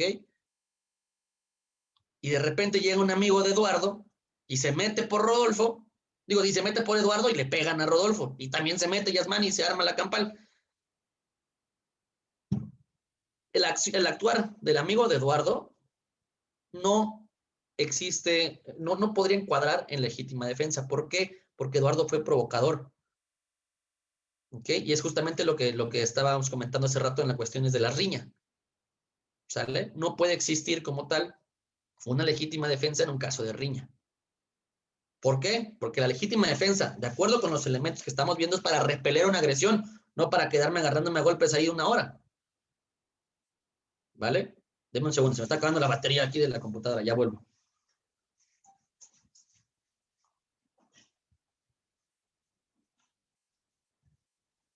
integran la legítima defensa, por favor háganmelo saber, ¿vale? Pero sí necesito que la comprendan bastante bien. Nick, yo tengo una duda. Dime. Bueno, son dos igual. En el caso, por ejemplo, de que lo que comentaba, de que sea actual o inminente, en caso de que, por ejemplo, lo que usted comentaba, de que debemos de tener la certeza de que está por cometerse, ahí, por ejemplo, ¿cómo se puede determinar que sea inminente o que sea putativa? Por ejemplo, lo que comentaba, ¿no? De que la persona se imagine que puede suceder, pero realmente no tiene la intención de sucederlo. De que Claro, ajá. Entonces, la pregunta realmente es que algo sea real y que sea inminente. ¿A eso te refieres? Ajá, no, o sea, ¿cómo se podría determinar eso en el caso de que se demuestre, mejor dicho? Ok. Todo es de acuerdo con las circunstancias y el entorno, ¿ok? ¿Por qué? Porque no es lo mismo, si algo es real, ¿ok? No está creado por tu cabeza. No es lo mismo ver a una persona, quizás por prejuicios, no sé, que está todo tatuado, que viene como con una sudadera de capucha y viene como todo en la noche, pues sospechoso de que te va a golpear, te va a saltar o algo, ¿no? ¿Y qué tal que nada más pasa a tu lado y tú ya le estás sacando una navaja? Eso no es algo real. Eso es un prejuicio. ¿Ok? Ahora, si es algo inminente, es más que claro cuando algo es inminente. ¿Por qué? No es lo mismo, te digo, ver a esa misma persona en ese contexto que te digo, a ver a esa misma persona en ese contexto que te digo, sosteniendo un cuchillo, sosteniendo un arma de fuego, que te va a ir diciendo, ¿sabes qué? Ya te cargó, o el típico, oye, carnal, préstame 5 pesos, ya sabes que ya valió, ¿no? Entonces, eso es algo inminente, eso es algo real, a diferencia de ideas de la cabeza que quizás por paranoia o por el contexto social en el que te encuentras o cosas así, tú presumes que eso puede suceder y atacas. Ahí ya no estás defendiéndote porque estás comenzando una agresión, no repeliéndola. ¿Ok? Ahí en ese verbo rector está la diferencia, repeler una acción de una agresión, no iniciarla tú. ¿Ok? ¿Cuál era tu otra pregunta? La otra pregunta era, en el caso de la proporcionalidad de los medios empleados, por ejemplo, digámoslo de esta manera, tiene relación con la cuestión de, por ejemplo, el tamaño de un hombre y una mujer, lo que menciona, Claro. por ejemplo, en el caso de que pues el hombre se toma la ley, pues, bueno, de que puede ser una persona más alta, con mayor fuerza. Y fisiológicamente pudiera tener más fuerza para someter a una mujer, ¿no? Entonces, Sí. la proporcionalidad no va a existir en razón de que sea la misma circunstancia de que, ok, tenemos 2 manos y 2 pies todos, pero eso no significa que no exista una ventaja fisiológicamente hablando. Entonces, para que exista un contrapeso, esa persona, esa mujer, pudiera utilizar algún arma blanca, arma de fuego, y no existiría un exceso en el uso de medios. ¿Por qué? Porque están compensando una desventaja que fisiológicamente se tiene. Sí, ahora, esa es mi pregunta. Exactamente, estás compensando una ventaja, ojo. Ahora, 2 personas en mis mismas circunstancias, proporciones, no es lo mismo que Rodolfo me quiera asaltar con un arma de fuego y yo le saque una bazooka. ¿Ok? Ya deja de asaltar gente, Rodolfo. Gracias, Luis. Sí, de nada. Bueno, presunta legítima defensa. Esto que se les quede muy claro. Ahí pueden agarrar hasta un tanque y hacer lo que quieran. ¿Ok? Pero existe solo una hipótesis y una circunstancia en la que puedes actuar de tal manera. La presunta legítima defensa se actualiza única y exclusivamente cuando es dentro de tu domicilio y una persona ajena entra y tú desconoces a qué, si a violarte, a robarte, a matarte, a causar daños o a lesionarte. Esa incertidumbre que crea una persona ajena a ti es lo que te permite jurídicamente actuar con los medios que tú creas convenientes. ¿Ok?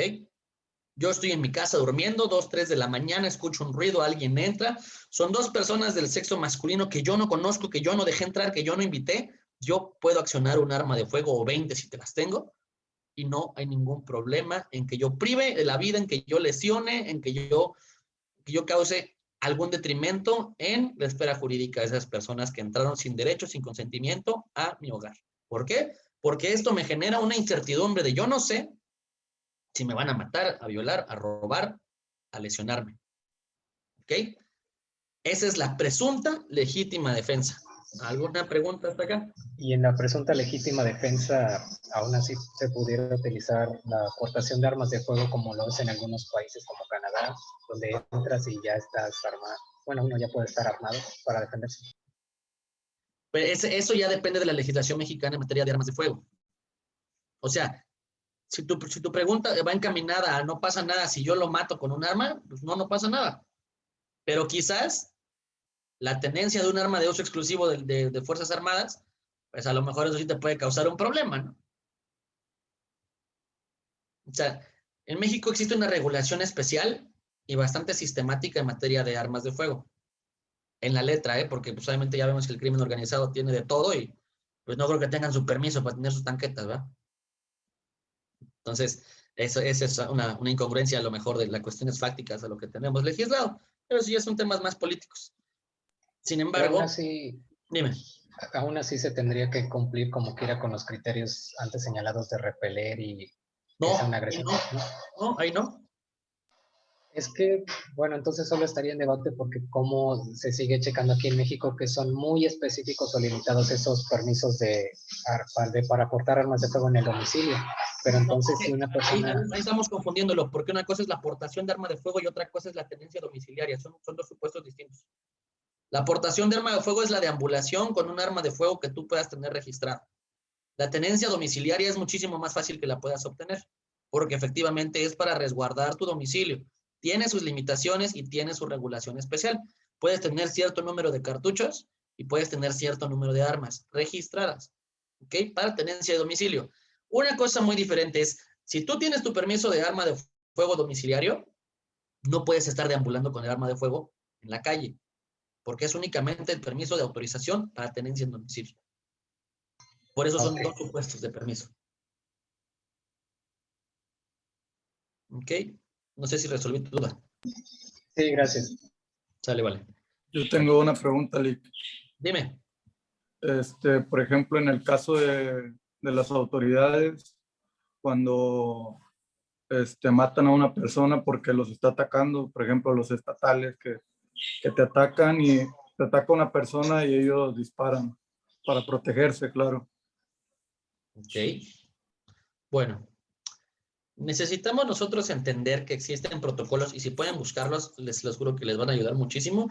Si no me recuerdo, se llama Protocolo de Uso de la Fuerza y está emitido por la Secretaría de Seguridad Pública Federal, si no mal recuerdo. En estos protocolos existen, evidentemente, una serie de grados y pasos que deben cumplir los elementos de corporaciones policiales o de instituciones de seguridad pública para el uso de la fuerza, que en primer momento es un aproximamiento, en segunda ya vas teniendo una plática, una discusión, donde tú, como elemento policial, tienes que ir dosificando y graduando cómo intervienes con la fuerza, hasta el uso de fuerza no letal y como última ratio, el uso de fuerza letal. ¿Ok? Esto no entra en legítima defensa. ¿Ok? Sí es una causa de justificación, pero no se llama legítima defensa. Aquí sí podemos checar como tal la presentación. Esto es cumplimiento de un deber. Sí es una causa de justificación, pero no es legítima defensa. ¿Por qué? Porque ellos tienen el deber, como tal, valga la redundancia, de salvaguardar la integridad de la sociedad, el orden y la paz. ¿Ok? Por lo tanto, ¿están facultados ellos para utilizar la fuerza? Sí, pero existen pasos sistemáticos para el empleo de la fuerza. Desde desde entablar un diálogo con una persona hasta ir escalando a la última ratio, que es el uso de fuerza letal. ¿Ok? Eso sí, una cosa muy diferente es que ellos estén, digamos, en un enfrentamiento con una célula del crimen organizado y otra es que, como hemos visto lamentable en México, tengamos policías prepotentes que a un conductor de tránsito, que a un conductor particular lo someten, lo asfixian y lo matan, como ha sucedido. Ese es un exceso en el uso de la fuerza y ya entra como homicidio calificado. Ya no podría acreditarse como el ejercicio de un derecho, cumplimiento de un deber o legítima defensa porque están actuando con desproporción y obviamente en casos que no lo ameritan. No sé si resolví tu pregunta. Sí, gracias. Vale. Bueno, Sigamos. Estado de necesidad justificante, ¿ok? Esto existe también como causa de justificación. Ojo, cuando se obre por la necesidad de salvaguardar un bien jurídico propio o ajeno de un peligro. Ojo, peligro. Aquí ya no estamos hablando de un estado de necesidad, digo, de una agresión. Es un peligro real, actual o inminente. Vemos la diferencia entre este estado de necesidad justificante, porque son casi los mismos elementos que la legítima defensa. Lo que cambia es un peligro y una agresión. Ambos tienen que ser reales, actuales o inminentes, no ocasionados ni provocados, donde aquí está una precisión, una segunda precisión, donde lesiones otro bien de menor o igual valor que el salvaguardado, siempre que el peligro no sea evitable por otros medios y el agente tuviera el deber jurídico no tuviera el deber jurídico de afrontarlo. Ahora, particularidades, comparándolo con la legítima defensa, aquí no estamos ante una agresión, estamos ante un peligro. Y aquí vas a lesionar otro bien de menor o de igual valor que el salvaguardado. ¿Ok? Si puedes lesionar integridad física, pero tú privas de la vida, ya no entramos en legítima defensa. Y tampoco entramos en estado de necesidad justificante. Quizás en un estado de estado de necesidad exculpante, pero eso lo vamos a ver ahorita más al rato. ¿Sale? Entonces, aquí tenemos el conflicto de bienes jurídicos de distinto valor y se verifica también entre bienes iguales. En el primero, se salva el bien que más vale en detrimento del menos valioso, es decir, integridad física versus vida, puedes lesionar ese bien jurídico cuando tu vida corre peligro. Ojo, otra vez, peligro, no es agresión. ¿Vale? Entonces, esto es una causa de justificación porque tenemos un bien jurídico salvado de mayor valía que el que se vulnera o de igual valor. ¿Sale? Ahora, por ejemplo, existe también un estado de necesidad que se llama estado de necesidad exculpante, pero eso es tema de análisis como elemento negativo de la culpabilidad, no una causa de justificación. ¿Ok? ¿Qué podemos hacer aquí nosotros? Ejemplo, el aborto terapéutico. En este caso, la vida de la madre corre mucho peligro en el supuesto de que el producto nazca o siga gestándose en su vientre. Es decir, que le pueda causar la muerte. Existe un conflicto de la vida de la madre y la vida del nasciturus, es decir, del producto potencial. ¿Ok? Se ha considerado que la vida de la madre tiene mayor valor frente del potencial, de la vida potencial. ¿Ok? Y se justifica la conducta de aquel médico que practica el aborto por un estado de necesidad justificante. ¿Ok? ¿Por qué? Porque se están lesionando bienes de igual valor. Vida de un producto potencial versus la vida de la madre. ¿Ok?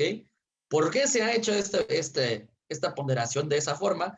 Porque se considera que la vida de la madre ya es una vida existente y la otra es una vida potencial. Y la madre está en aptitud de poder embarazarse nuevamente.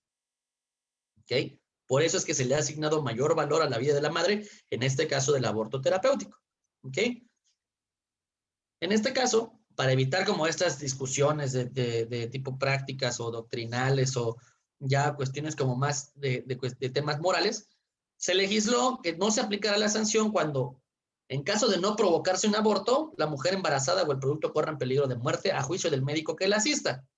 Oyendo el dictamen de otro médico siempre que esto fuera posible y no sea peligrosa la demora. El caso perfecto que es este aborto terapéutico. Si no lo practico, se va a morir la mamá. ¿Ok? Entonces, ¿hasta aquí alguna pregunta?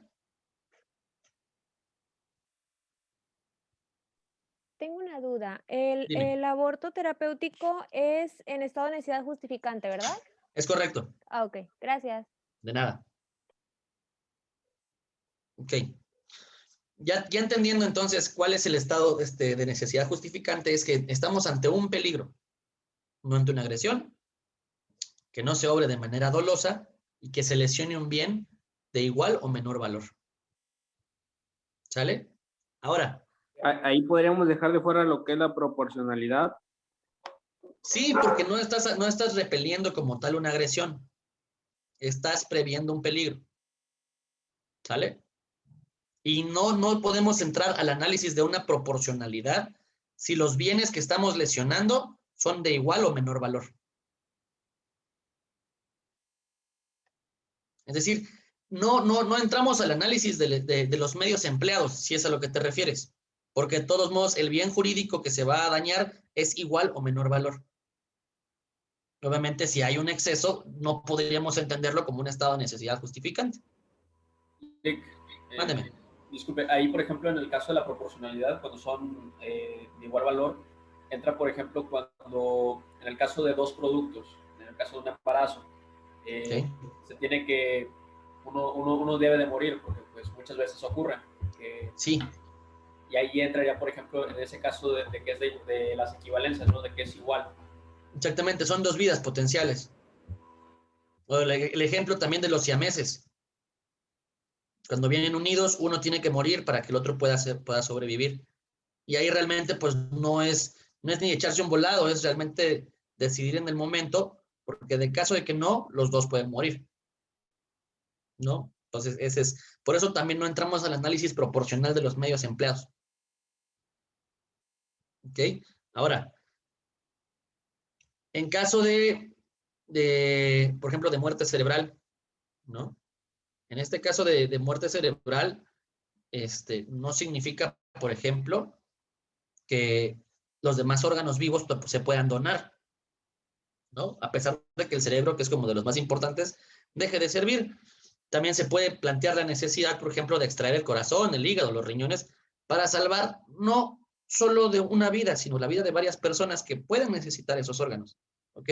Y en este caso, se privaría de la vida a la persona que ya tiene muerte cerebral y médicamente ya no va a poder revivir, con tal de salvar otras vidas. Es un estado de necesidad justificante porque pues, vas a quitarle los órganos a una persona. Cosa muy diferente es, ok, la persona es donadora, pero el familiar en vez de donarlo, los empieza a vender.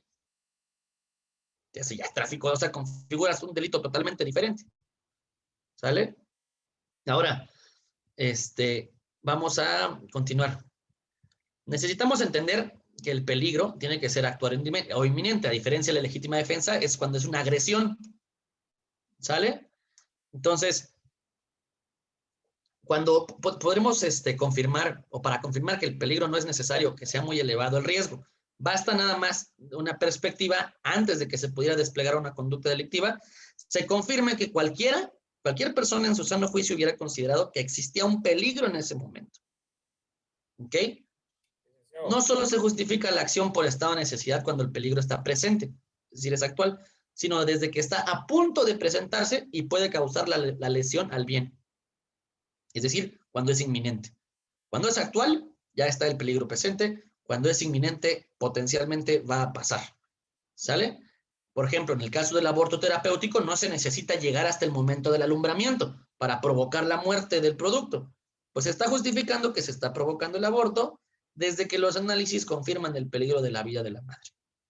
No tenemos que esperarnos hasta que se lesione el bien jurídico. ¿Sale? Podemos actuar con anticipación. Licenciado, Mándeme. en el caso de la presunta legítima defensa, Dime. hay no sé si le sea familiar el doctor Eric Rauda.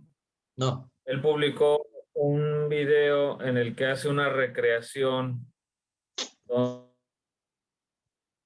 aplica este principio de presunta legítima defensa. Okay. En ese video él narra que en una familia el hijo sale de noche a verse con la novia y al regresar él le ingresa por la ventana del cuarto de su hermana. Y el papá, al oír ruidos en el cuarto de su hermana, sale con arma en mano y él no supo que su hijo se había ido.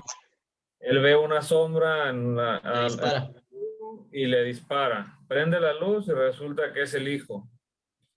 Y ahí en el caso que narra él, ahí no se juzgó o no se ponderó ahí el criterio ese de presunta legítima defensa, ¿En qué legislación fue? Digamos, ¿en qué país fue? ¿Fue en México? Fue en México, en el Estado de México. Sería cuestión de analizar el caso en concreto, pero pues igual y no está contemplado de la misma forma la presunta legítima defensa en el ordenamiento sustantivo penal. Pero sí, se me hace bastante raro. Lo voy a buscar. ¿Cómo se llama, dices? Lo subí al grupo de litigación, el video. Es un Ok. video y el doctor se llama Eric Rauda, es penalista. Perfecto, yo lo busco. Y si podemos abordarlo en las siguientes sesiones, pues lo comentaremos ahora sí que de manera rápida. Suena bastante interesante, pero pues obviamente, desde mi punto de vista, no actuó mal la persona, sin embargo, pues no necesitas la confirmación de quién sea para que tú puedas accionar tu conducta. O sea, no necesitas, oye, preguntarle, oye, ¿me vas a matar, me vas a violar, me vas a robar? ¿Cómo te llamas? ¿Dónde vives? Para que yo le dispare, ¿no? Porque estamos ante una puesta en peligro de nuestros bienes jurídicos y esa incertidumbre es la que te genera la aptitud y la posibilidad de poder actuar de tal forma. Lo que él comenta es de que lo que se consideró ahí fue de que él se precipitó, que él debió haber aguardado un poco más o estar seguro de quién era o algo así. Lo cual, Entonces, ajá. tanto a él como a mí me parece bastante ilógico. Yo también concuerdo en que se debería de tomar en cuenta la presunta legítima defensa. Sin duda alguna. Sí, sin duda alguna, sobre todo, pues porque no, la legislación y la doctrina no te piden o no te exigen que confirmes qué bien jurídico te van a lesionar o de quién se trate, sino que te facultan para que puedas actuar de forma inmediata. ¿Sale? Desde mi punto de vista. Porque sería un absurdo que en ese supuesto te pongas a preguntarle quién es, a qué va, con qué intención va. O sea, hubiera obtenido una respuesta favorable inminentemente de su hijo, de, ¿sabes qué? Soy tu hijo, me escapé. Bueno, pues la regañiza de su vida. Pero si hubiera sido un delincuente, de verdad, esos pequeños instantes perdidos pudieron haber causado la muerte de esta persona, de su familia o pues muchos daños en bienes jurídicos, ¿no? Entonces yo no creo que, bueno, yo no considero que fue acertada esa decisión. Ya sería un tema de debate o de analizar el caso en particular. Órale. Bueno, vamos a continuar con el cumplimiento de un deber. El delito se excluye cuando sí, la acción o la omisión se realicen en cumplimiento de un deber jurídico o en ejercicio de un derecho, siempre que exista necesidad racional del medio empleado para cumplir el deber o ejercer el derecho, y que este último no se realice con el solo propósito de perjudicar a otra persona. La justificación de una conducta típica a causa del cumplimiento de un deber es uno de los temas más importantes que hemos visto nosotros aquí en el país, sobre todo en la supuesta de detenciones realizadas por policías. No nada más por las conductas típicas, ojo, que pudieran incurrir los elementos de seguridad pública, ¿ok? Sino también por la posible violación de derechos humanos del detenido. Es lo que les comentaba, que existe este protocolo de empleo de la fuerza que va de manera gradual desde una advertencia hasta el uso de fuerza no letal y uso de fuerza letal, ¿ok? En los casos en que la policía ministerial, por ejemplo, cumplen órdenes o ejecutan órdenes de aprehensión libradas por un juez de control y digamos, se resiste a ser detenido o intenta darse la fuga, siendo necesaria la fuerza física para detenerlo, no impide esta justificación de su comportamiento por el cumplimiento del deber. Es decir, los policías pueden actuar y pueden lesionar a esta persona con la finalidad de cumplir un deber. Ojo, estamos ante la ejecución de una orden de aprehensión, porque existe una autoridad que les ordenó que detuvieran a tal o cual persona. Cosa distinta es que nada más porque ven a un transeúnte, agarran, lo someten y le meten una macaniza de aquellas, ¿no? Las famosísimas revisiones de rutina, que son más inconstitucionales, o sea, que otra cosa. Entonces, esa es la diferencia, que aquí están actuando en un primer momento ante la ejecución de una orden de aprehensión y la otra es un abuso de poder. Obviamente, esto no exime también de la responsabilidad penal en la que puedan incurrir los policías. Sobre todo en estos casos es bastante delicado cuando se trata del tema de los policías. Ojo, porque una cosa es estar en un enfrentamiento y otra que la policía le empiece a disparar a los civiles así porque sí, ¿no? Pero en el supuesto de que se haga cabalmente cumpliendo un deber como al ejecutar una orden de aprehensión, vimos por ejemplo el caso de cuando detuvieron al hijo del Chapo, cuando Ovidio, ¿no? que obviamente se armó una balacera y pues obviamente varios salieron abatidos, pero no van a ser juzgados los policías porque estaban cumpliendo un deber. Otra cosa diferente es, voy a ejecutar una orden de aprehensión, están las 4 personas que voy a detener a un restaurante, no ponen resistencia y yo les disparo como policía. Bueno, eso ya es un exceso. ¿Ok? Entonces, debe existir mesura en el momento del cumplimiento del deber. Ahora, enseguida está el ejercicio de un derecho, que también es una causa de atipicidad, como por ejemplo, en el supuesto del apoderamiento de una cosa propia, en el cual se aplica la fracción segunda del artículo 15 del Código Penal Federal. ¿Ok? Podemos ejemplificar esta causa de justificación en el supuesto, digamos, de yo me voy a hospedar en el Hotel Hilton, ¿no? Pero pues yo no pago y me quiero salir así como así. Las personas encargadas de los hoteles están facultadas tanto por la legislación civil como por esta causa de justificación en retenerme mi equipaje hasta en tanto yo no pague. Es decir, está el apoderamiento de una cosa ajena que es mía, que a simple vista se puede tomar como un robo. Me están robando los del hotel. Pero viendo el panorama más grande, es una causa de justificación porque están reteniendo mi equipaje a manera de garantía, porque yo me quiero salir sin pagar. ¿Vale? Entonces, es una causa de justificación también el ejercicio de un derecho. Y pues obviamente contemplado también en la legislación civil, toma un poco más de fuerza. Ahora ya para cerrar tenemos 15 minutitos nada más. Vamos a empezar con... a ver, Yaira me escribió cuál es la diferencia entre el estado de necesidad justificante y estado de necesidad disculpante. No, apenas vamos a abordar el estado de necesidad exculpante, todavía no lo abordamos, porque ese es un elemento negativo de la culpabilidad. ¿Ok? Sí, o sea, el que analizamos el justificante es como causa de justificación, como elemento negativo de la antijuridicidad. ¿Vale? Ahorita ya vamos a analizar el estado de necesidad de exculpante. ¿Ok? Entonces, vamos ahora con la culpabilidad. ¿Qué es la culpabilidad? Es el juicio de reproche que se le hace a una persona que participó, realizó el injusto penal. ¿Qué quiere decir? Como les comentaba, el estudio sistemático de los elementos positivos y negativos del delito se tiene que hacer conducta típica, antijuridicidad y culpabilidad. Aquí es donde vamos a entrar. Cuando ya existe un injusto penal, vamos a ver si la persona que lo cometió o participó en ella es sujeta al juicio de reproche. Existen elementos también positivos y negativos. En este caso, el elemento positivo como tal más importante es la imputabilidad, que es la capacidad psíquica para comprender la trascendencia del hecho para poder sustentar el juicio de reproche.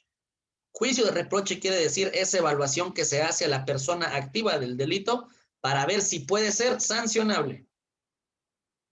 ¿Ok? Para empezar, como supuestos de la imputabilidad, está la mayoría de edad, es decir, ser mayor de 18 años.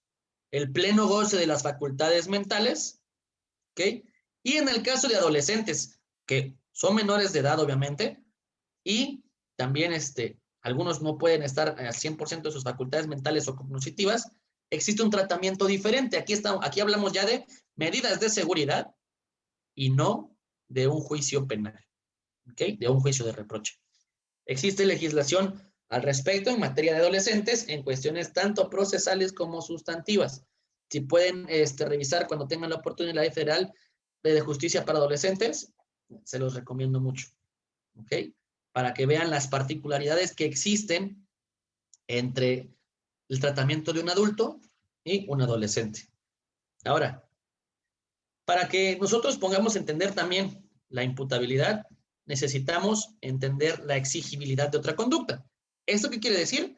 Que la pena se gradúa conforme a las circunstancias del delincuente, no del delito, del delincuente. Esto se traduce en la reacción proporcional del Estado al momento de sancionar, atendiendo a la desigualdad de los sujetos activos en casos concretos. ¿Ok?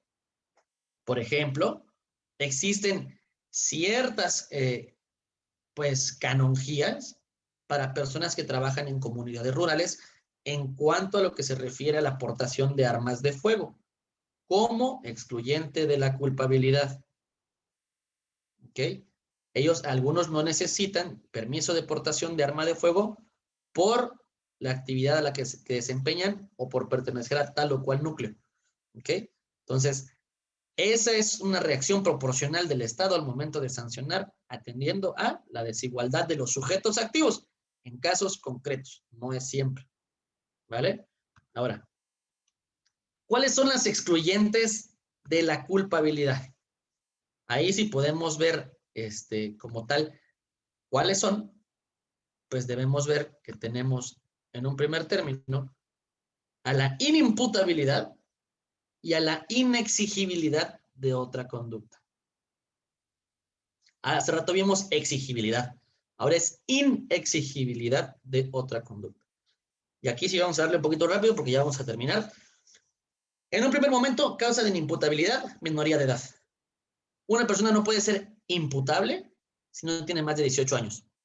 Y también que se acredite que efectivamente esta persona padece de sus facultades mentales por un trastorno, puede ser esquizofrenia, puede ser sonambulismo, puede ser alguna degeneración en su esfera psicoemocional, alguna disminución en sus capacidades, algún tipo de retraso. Estas personas no son imputables.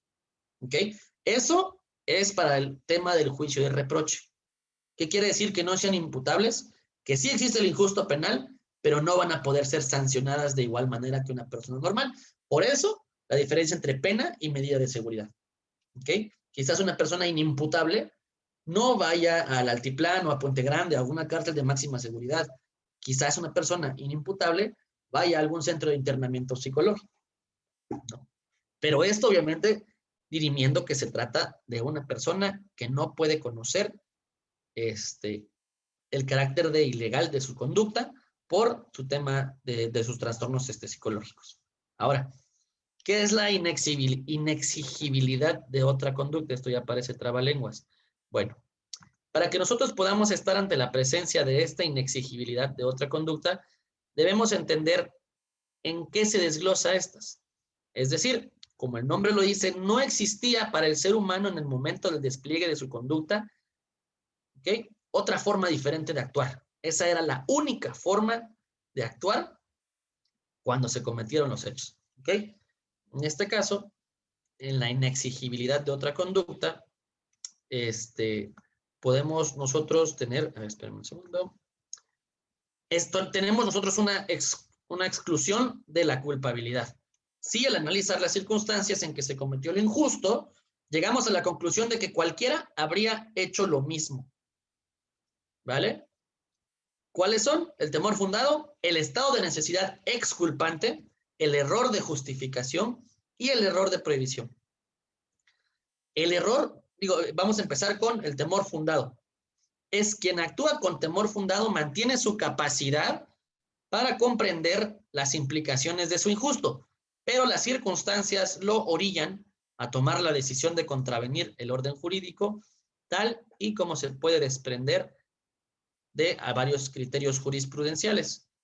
Por ejemplo, un caso muy práctico del temor fundado es cuando el hijo de un juez es secuestrado por miembros del crimen organizado y amenazan con matar al hijo si el juez dicta sentencia condenatoria a uno de sus miembros, cuyo caso está siendo tramitado o sustanciado en su juzgado.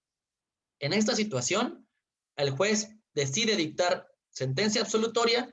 En dicha hipótesis, obviamente, el juez mantiene su capacidad para saber que su conducta se adecua al tipo penal de un delito cometido en contra de la administración de justicia, pero se excluye la culpabilidad derivado de que no podía actuar de otra manera, pues si dictaba sentencia condenatoria, iban a matar a su hijo. ¿Ok? ¿Hasta aquí una pregunta? Ok. Ahora, por ejemplo, también hay casos de manifestantes que dañan los autos que se encuentran a su paso y asumen actitudes amenazantes contra los conductores, los cuales deciden acelerar y huir, aunque con ello seguramente lesionarán o incluso privarán de la vida a uno o varios de dichos manifestantes. Sin duda alguna, si el conductor no había generado el conflicto y se ve envuelto en la situación, ¿quién podría decir racionalmente que en su lugar se hubiera esperado a que los manifestantes lo bajaran y golpearan en vez de acelerar? ¿Qué quiere decir esto?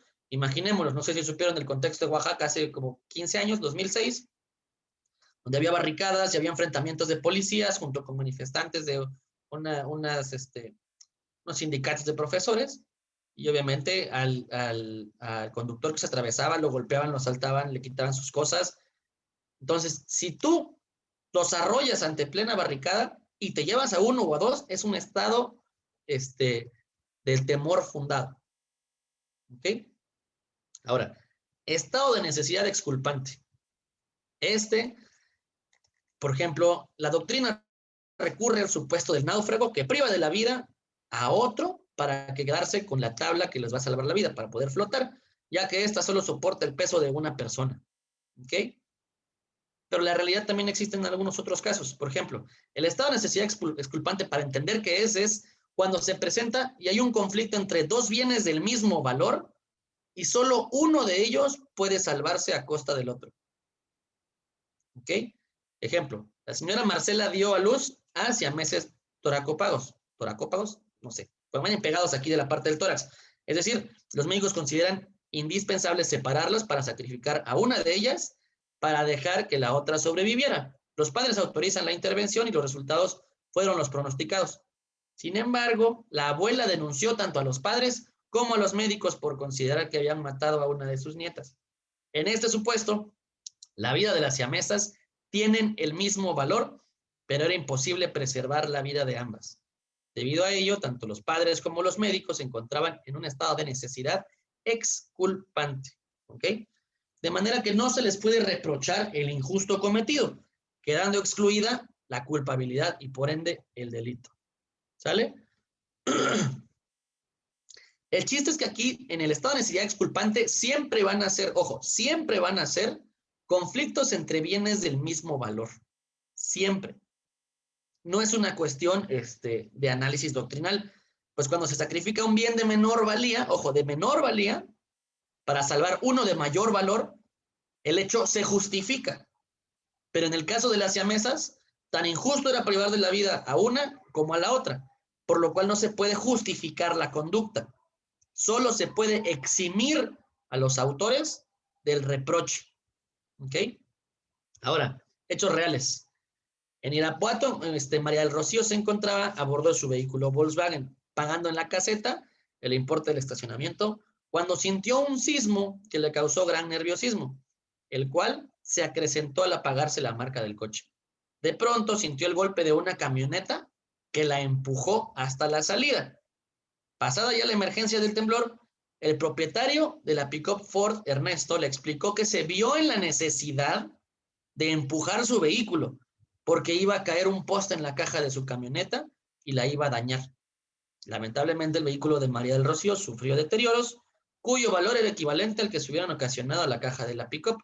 Sin duda, sin duda alguna, estamos ante un injusto penal por daños, ¿ok?, cometidos por Ernesto en contra de María del Rocío, pero se excluye la exigibilidad de otra conducta por un estado de necesidad exculpante. Es decir, o se dañaba la camioneta o él dañaba a otra persona para evitar daños a lo suyo. ¿Ok? Estamos ante bienes del mismo valor. ¿Hasta aquí alguna pregunta?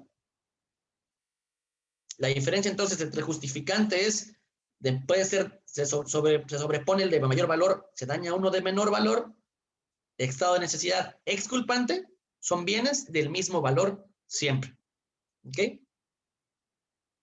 Error de prohibición, ya para acabar, nos vamos con error de prohibición. Es aquel que conoce las circunstancias fundamentales al momento de actuar y tiene intención de realizar la conducta, por lo cual obra con dolo, pero lo que no sabe es que su comportamiento está prohibido por el derecho penal, de allí que crea que está obrando lícitamente. Por ejemplo, la mujer de nacionalidad inglesa o francesa o belga o la que quieran, llega a territorio mexicano y descubre que está embarazada, por lo cual decide abortar en una entidad federativa donde tienen todavía penado el aborto voluntario. Y acude a una clínica para tal efecto creyendo que está permitido igual que en su país. Es decir, ella no conoce que el aborto en diversas entidades federativas está penado en México todavía. ¿Ok? Y durante el proceso penal es cuando se entera que la conducta está penada en México. ¿Ok? Es un error de prohibición. ¿Ok? Con esta denominación se deja claro que el sujeto se equivoca al creer que su comportamiento es lícito, cuando en realidad está prohibido por el derecho penal. Por ello, se evitan las ambigüedades de la antigua denominación de error de derecho. ¿Ok? Antes le decían error de derecho, pero no, es error de prohibición. En este caso, el error de prohibición puede ser vencible cuando con un mínimo de cuidado el sujeto podría haber conocido la ilicitud de su conducta y sería invencible cuando por las circunstancias hacían imposible dicho conocimiento previo a su comportamiento. ¿Ok? Entonces, ese es el error de prohibición.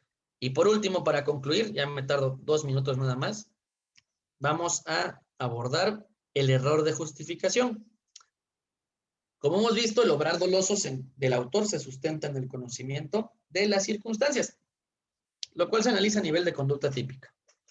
Por ende, mientras que el análisis del conocimiento de la prohibición, es decir, error de prohibición, se realiza a nivel culpabilidad, el error de justificación se configura cuando el sujeto actúa dolosamente, ojo, se actúa dolosamente con conocimiento de la prohibición, pero creyendo erróneamente que las circunstancias lo justifican. ¿Ok? El supuesto más claro de los errores de justificación es el de la legítima defensa. Ojo. Bueno, legítima defensa putativa, el cual se puede ejemplificar cuando un sujeto mata con una roca a un asaltante que estaba armado con una pistola, pero posteriormente resulta que el arma era de plástico, de juguete. ¿Ok? Supuesto en el que podemos confirmar que la conducta típica dolosa del autor, es decir, del asaltado que mata con una piedra, golpea una piedra al asaltante, no podemos justificar dada la desproporción del medio empleado, quedando subsistente la afirmación de que efectivamente él no sabía que era una pistola de juguete. ¿Ok? Ese es un error de justificación. Ejemplo, si él hubiera visto y hubiera sabido que se trata de una pistola de juguete y mata al asaltante de la misma manera con la piedra, no podríamos estar ante un error de justificación, porque él tenía pleno conocimiento de que se trataba de un juguete, no de una pistola real. ¿Ok? Entonces, esto no se acredita como legítima defensa, pero sí como error de justificación. ¿Sale? Por ejemplo, en una zona con mucho índice de criminalidad, vamos, no sé, alguna parte feísima de la Ciudad de México, de Catepec, vamos, ahí siempre pasa de todo. Llega Fernando en aparente estado de ebriedad al domicilio de una amiga, quien al ver sus condiciones, pues no le quiso abrir. Por esa razón, Fernando comienza a patear la puerta y vocifera insultos. La mujer llama a la policía, acudiendo a su auxilio 2 uniformados, quienes intentaron dialogar con Fernando, pero este respondió de forma violenta y se dirigió a su auto, abrió los vidrios, que estaban polarizados, y les gritó: "Aquí se van a morir, hijos de su pinche madre", haciendo un movimiento similar a como si fuera a desenfundar un arma de fuego. Al ver ese tipo de movimientos corporales, los policías rápidamente sacan su arma de cargo y le disparan, causándole la muerte. Después, ya de los peritajes que se hicieron y todas las investigaciones, vieron que Fernando no tenía ningún arma. ¿Ok? Pero podemos sostener que el actuar doloso de la policía, que obviamente sabían que está mal o está prohibido, penado por la ley penal, el matar, aún así lo hacen derivado de las circunstancias. Es un error de justificación porque Fernando amaga como si fuera a sacar un arma de fuego, a pesar de que no la tiene. Y en este caso, por todo el contexto de agresión que estaba haciendo sujeto activo Fernando, los policías, al ver que se intenta sustraer un arma de fuego a pesar de que no existe, le disparan. ¿Ok? Y no podemos nosotros concluir que se trata de algo reprochable, porque nadie más hubiera actuado de una forma diferente. ¿Sale? Entonces yo creo que por la hora, aquí nos quedamos, chavos, y pues en caso de poder continuar en otras sesiones, si tienen dudas, anótenlas. Yo creo que probablemente nos vayamos a ver muy pronto Si tienen dudas, anótenlas. Ya tienen mi mail, si no, se los voy a volver a enviar. Y si tienen dudas bastante particulares, con toda la confianza, mándenme un correo y aclaramos la duda. ¿Sale?